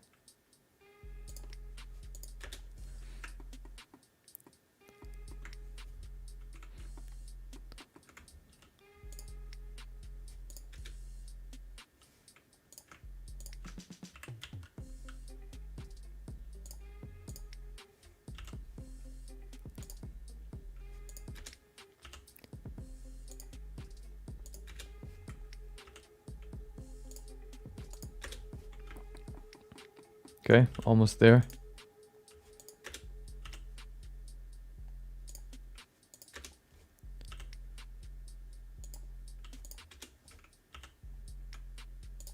Perfect. That should be all of them, right? Yeah. Then we can create circles out of them using loop tools. Where is it? Edit. There it is. You use circle. There you go. Align them again. Perfect. Do the same here. Circle.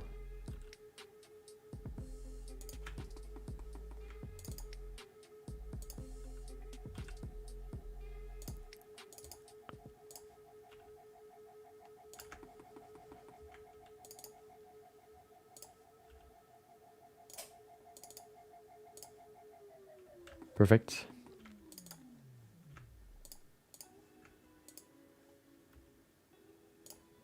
I wonder why it's sometimes offset and we need to rotate it back, and sometimes it's not. Well, but that doesn't matter anymore. We did it. We can remove the middle because this is supposed to be a hole. Perfect. Remove faces. Perfect. So now if we look at the subdivision, it still looks the same, but we now have nice perfect faces. I mean, quads. Then we need to create a transition from this piece here to the other one. Looking at the reference, you can see here it kind of goes through there and then it just stops. So what we can probably do is we can create a yeah, that's kind of weird that it just stops. Oh, I think I know what it is. It's not going through. There's like a pin here that pokes through the hole and keeps it there, I think. I think that's what it is. Yeah. Okay. So we need to, I guess, just first of all, move this over here. Oh, hello. Over here. Perfect. Then we need to... Oh, you know what? No, I'm gonna do it here. I'm gonna add a cut right there.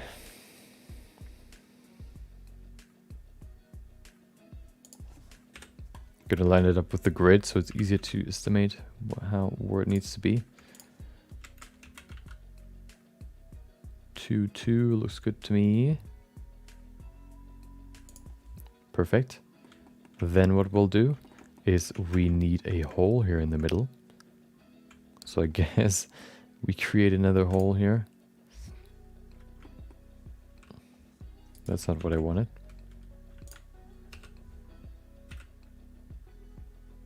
We do this, then we remove this. We also need a cut right there. Right there. Perfect. We need to make it smoother, so I'm gonna grab this. Can we just do this and make a circle? Oh, okay. Oh, okay. I don't know what that was, but it was not what I wanted. Believe it or not.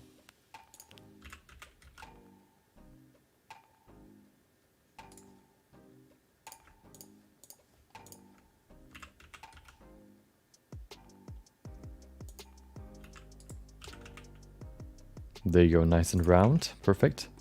We need to make the hole still, so we're gonna go in here into the middle. Put the cursor in there. We need a new circle. How many vertices do we need? We need 1, 2, 3, 4, 5, 6, 7, 8. Then we scale it down to probably like this size, I guess. There you go.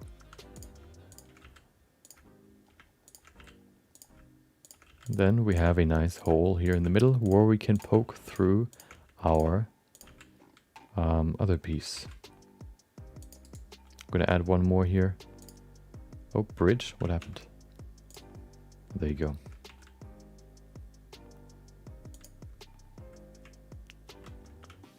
What a horrible circle, who cares? Okay.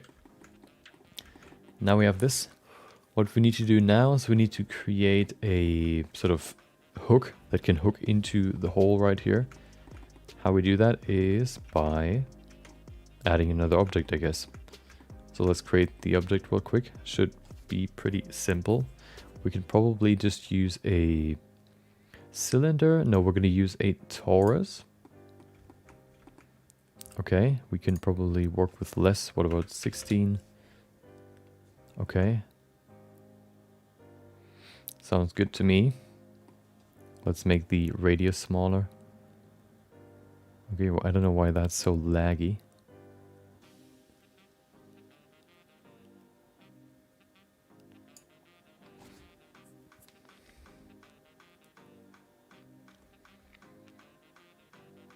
We need to change the radius, the minor radius as well, so that it can fit through the hole, basically.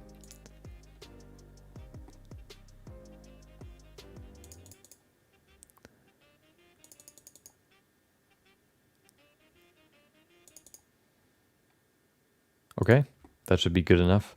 Then I'm going to remove one side here. Oh, hold on.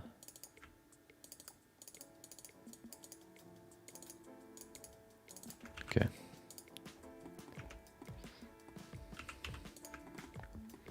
I will then create the end right here on this side. This side will end.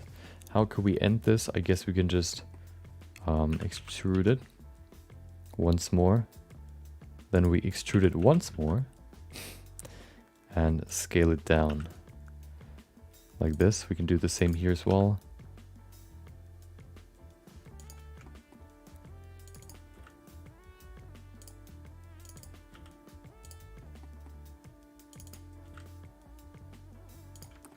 And then we just fill it with grid fill. There you go. It can't really be aligned, so let's leave it like this. Perfect. Then we do the other side. We're going to grab this, extrude it outwards, maybe to here, I guess. What I want to do then is I want to... I guess we can just extrude once more, fill it again, and then we select this, extrude along normal, and then we have a nice ending right there.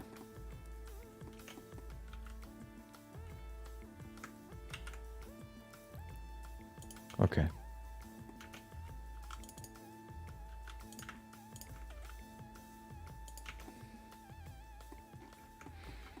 Now we need to connect the two pieces. That'll be interesting. First thing first, what I want to do is I want to apply a solidify modifier. Make it longer, bigger. Now we have these nice holes there. Perfect. We can make it smooth if you want to. I'm not going to do that right now. What I want to do is I want to reinforce the end here. There you go. Do the same here. Perfect. We then go over here. And what we'll do here, first of all, I'm going to reinforce it right here as well. Perfect. Now we'll go back here. We need to, yeah, basically stack them on top of each other. So what I'll do is probably pull this down just slightly using smooth, I guess. Wait, we need to hide this first. H to hide it. Grab this, pull it down very, very slightly. Like this much maybe. We press Alt H to bring it back. And now we can bring this in. We move all this.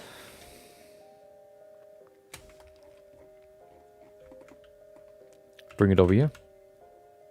Perfect. Wait. Before we do that, let's first position the pin. Pin needs to be rotated. To be honest, the pin looks kind of thick right now. Let's reduce the thickness. Just a little bit. Okay, Alt S to scale it down on the normal. That's better. Okay. We place the pin. Probably like this. Maybe even rotate it a little bit. It's probably too long, so let's bring it closer. There you go. Wait, we should probably not rotate it. Can we still move it? Oh, we can, okay.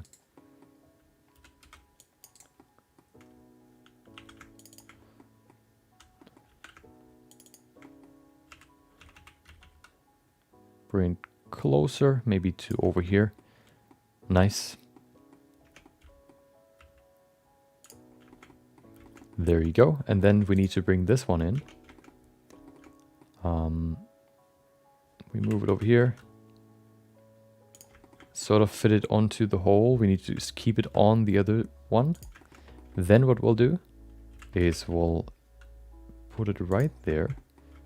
We need to hide the other one. Hide. Then what I'll do is I'll just grab this end. Use proportional editing again. I will first of all place the cursor right there. Cursor is selected. We can use the cursor as a rotating point. We select these edges and rotate around the cursor so we can rotate it like this.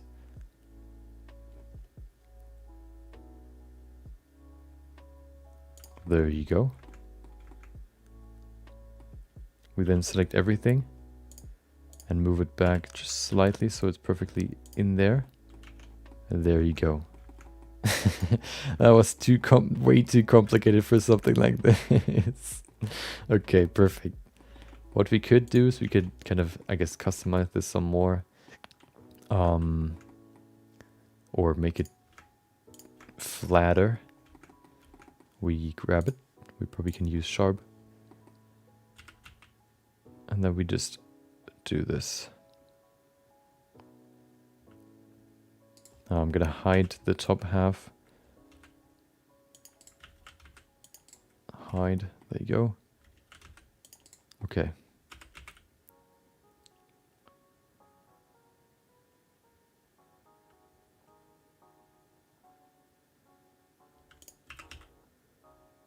There you go.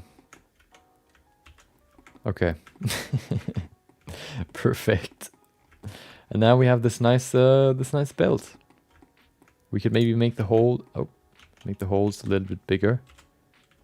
Yeah, that should be good. Yeah, we can probably make them a little bit bigger. Is it still intersecting? No, it's not. Perfect.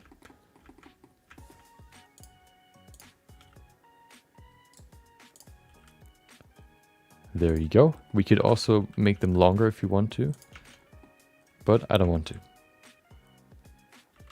Okay. Perfect. So now you might ask, how do we put this on?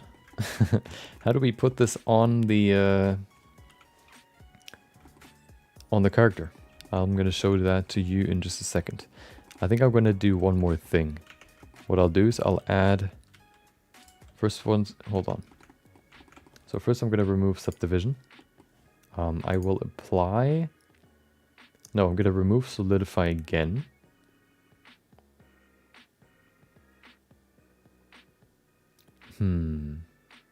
Yeah, remove solidify.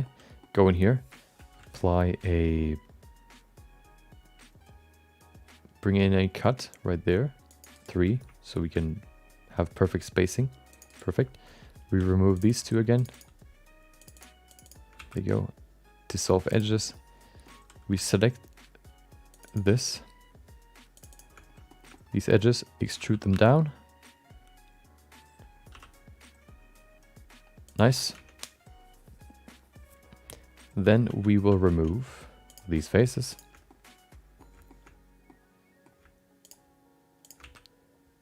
Perfect. Okay, almost there. We'll select all the other vertices that aren't that deep yet.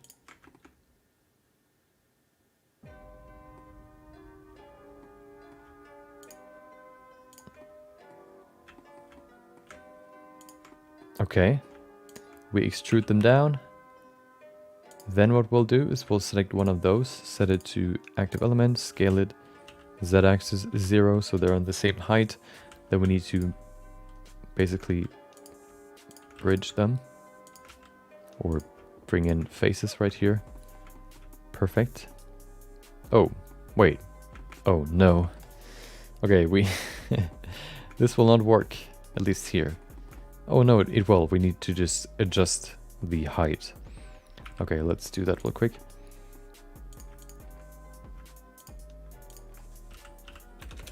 There we go. Okay.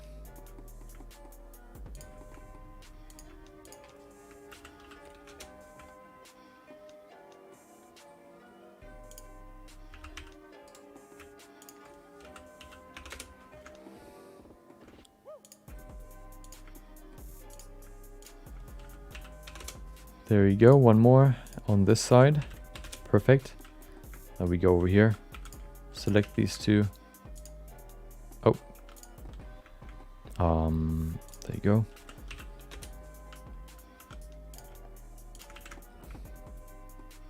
We have to do the same on this side, hold on. Quite complicated for something so small, but you know. That's just how it is sometimes.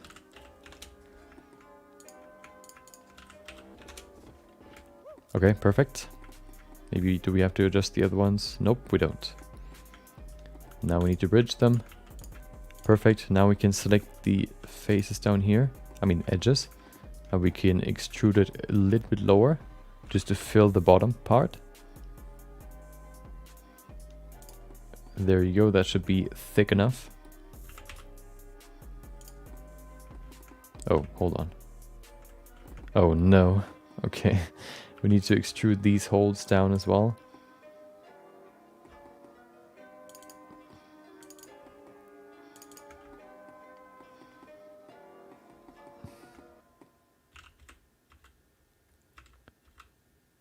I don't know how deep though, so I'm gonna have to select one again. Scale it on the z-axis 0. Perfect.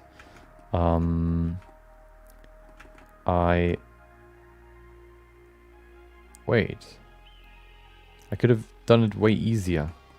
There's a way easier way to do it. Okay. You know what? Let's do that one. So we're going to remove all these. We're going to select... No, hey. No. It is actually not easier. Okay.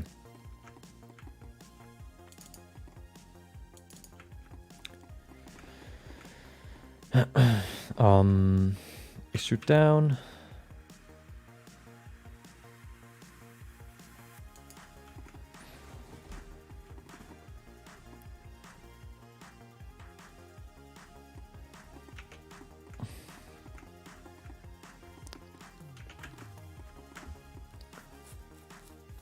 You know what? Hold on.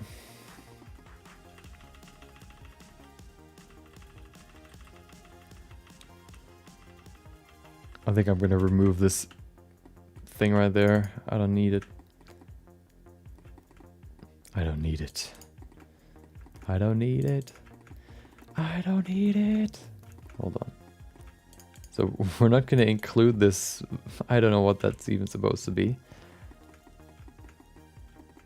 We're gonna do it different, like in a different way.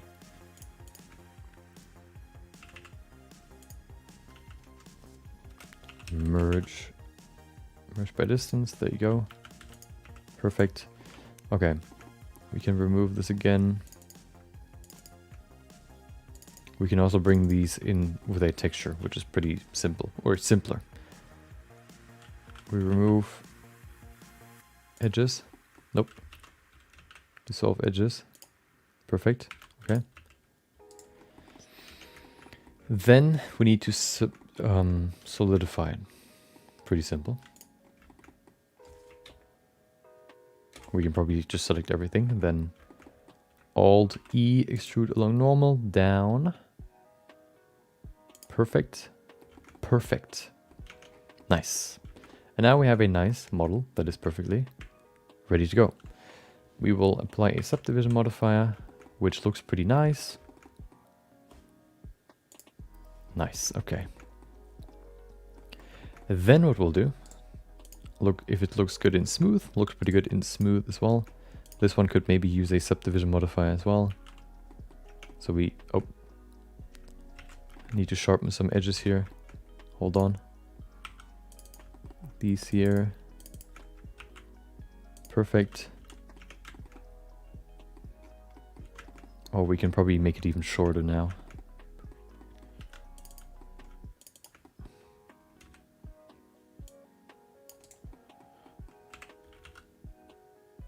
Yeah, that's better.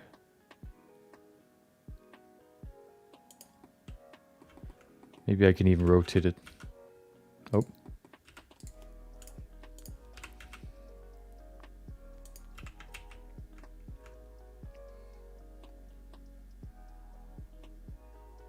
There you go. Okay. So now we have this. This is the, what is it? I guess the, okay. So I'm gonna parent this to this parent object. This is, where is it? There it is. Let's call it belt to raw. Put it in the raw, wait. Select both, put it in the raw collection. Perfect. Then we're gonna duplicate it. Wait, hold on. We need to move it over here. Okay. Now we need to duplicate it. Move it over here. We need to apply no subdivision modifier because we're going to use a multi-resolution modifier. Set it to 2 should be enough. Do the same here. 1, 2, 3. 3 should be too much, right? We don't need 3. There you go. Now what we'll do is we need a lattice. So let me just quickly grab a lattice right there. We're gonna move it over here, and we're gonna fill this object with the lattice. Okay, so we'll grab this, move it out so that it basically fills. The box needs to fill the object completely.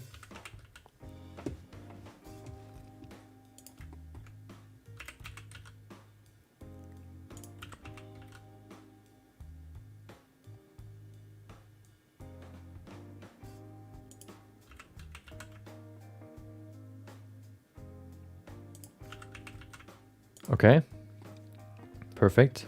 Now we need to do it on this axis as well, on the z-axis.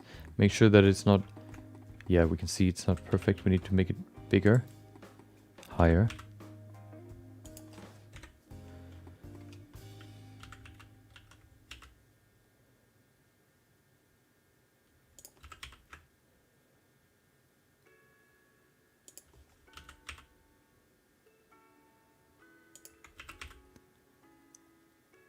Perfect. There you go. And now we need to increase the resolution.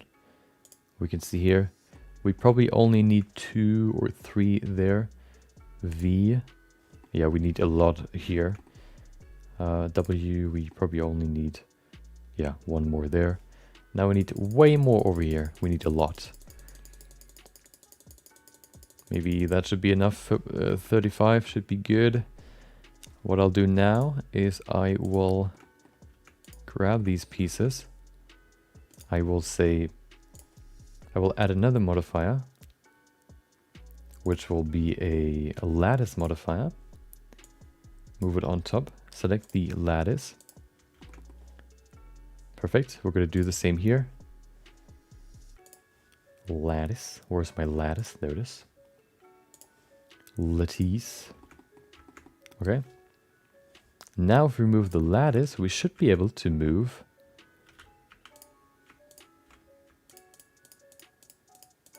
the belt. Let's see. We probably don't need that many though. I just want to test real quick. So if you move those now, we can see we can move the belt. Woo! Now that's how we can place the belt on the character. We probably don't need that many, like such a high resolution. Probably like 17, 16 should be enough. Okay, I'm going to duplicate it just to be sure, so we can grab it again if we need to. Bring it over here.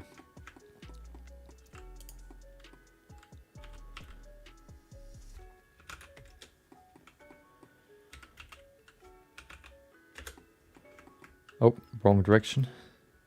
Wait. There you go.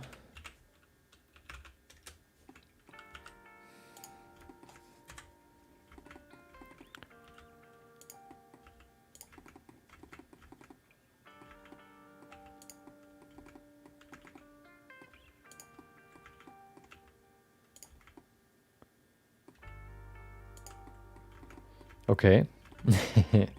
Perfect. And now it's time to place the belt. So let's grab the lattice right here. Oh, hold on. What did I press? There you go. Okay, let's go into the lattice. Select these faces here. I mean, vertices. We need probably proportional editing with sharp on. We move it over here first. Behind the hip piece. There you go. Let me go here.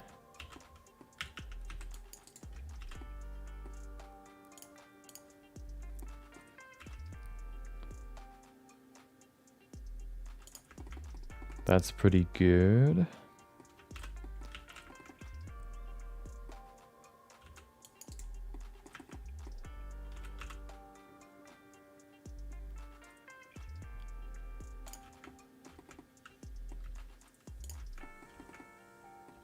Okay.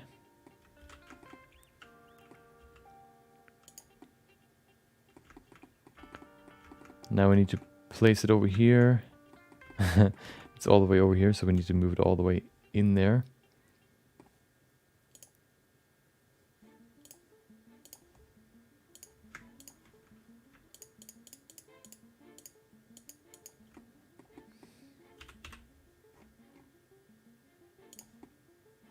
Wait, what?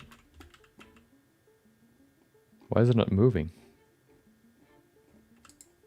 Oh, I know why. There's no resolution here.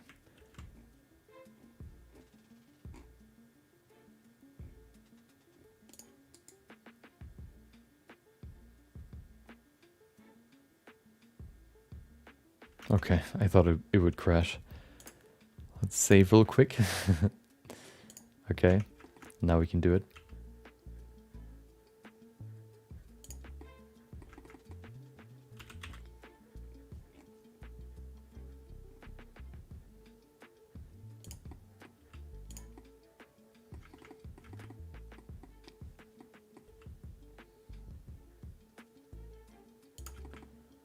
Place it underneath. On top here.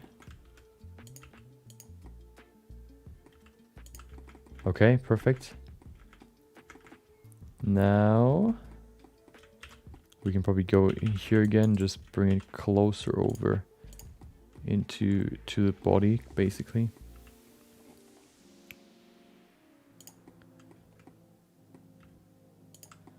There you go. And that should be good. Let's remove the old version. Okay.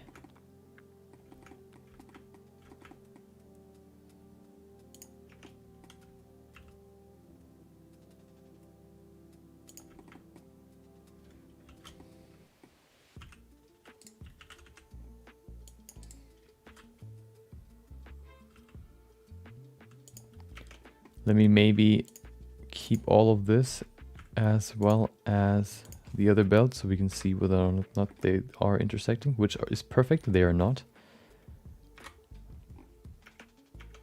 Nice. So that would be the second belt.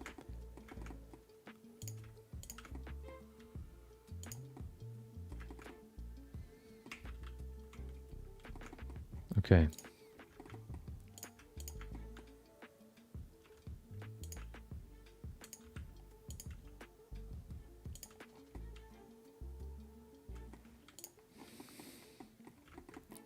Perfect, and there it is. We can maybe move this over here some more.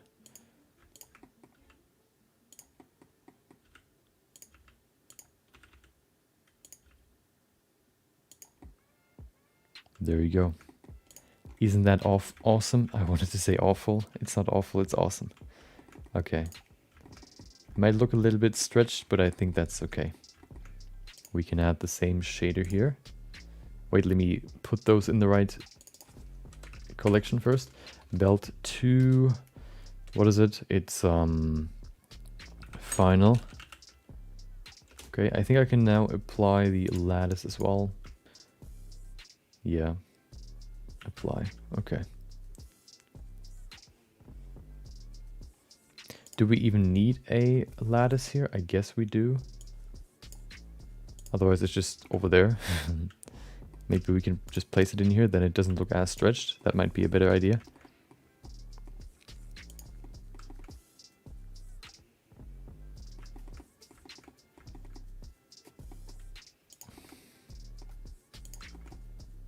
That's pretty good. I think I like it without the modifier. Okay. Is the lattice still there? Nope, we don't need the lattice anymore. Perfect. Yeah, nice. We can now set it to smooth, and we can also apply multi-resolution. There you go. We can then apply the shader, and we are done. Silver, there you go. This will be gold, I guess. Let's make it gold, why not? Perfect. Why not? Perfect. Beautiful. Okay. That's the second belt. Very complicated, but we did it. Maybe we can use this sort of belt later again. We'll see. But now we have done that piece as well. So the belt is completely done. The next pieces would be here on the leg. Two, like these straps here, and then the sort of, yeah, these straps down there. We have a little bit more here on top, and then that's basically it. I mean, a little bit more, of course, you know, takes a little bit of time, but maybe I can even finish it over the weekend. We'll see. We will see. But yeah, at least, you know, we did it for the belt. I think the belt came out pretty well. It looks pretty cool. Yeah, I'm excited to see it fully modeled, and then we can probably go into some texturing, maybe add some procedural textures to make it look even better, and then we're basically done. So I hope. Hold on. Okay. Save it right there. Perfect.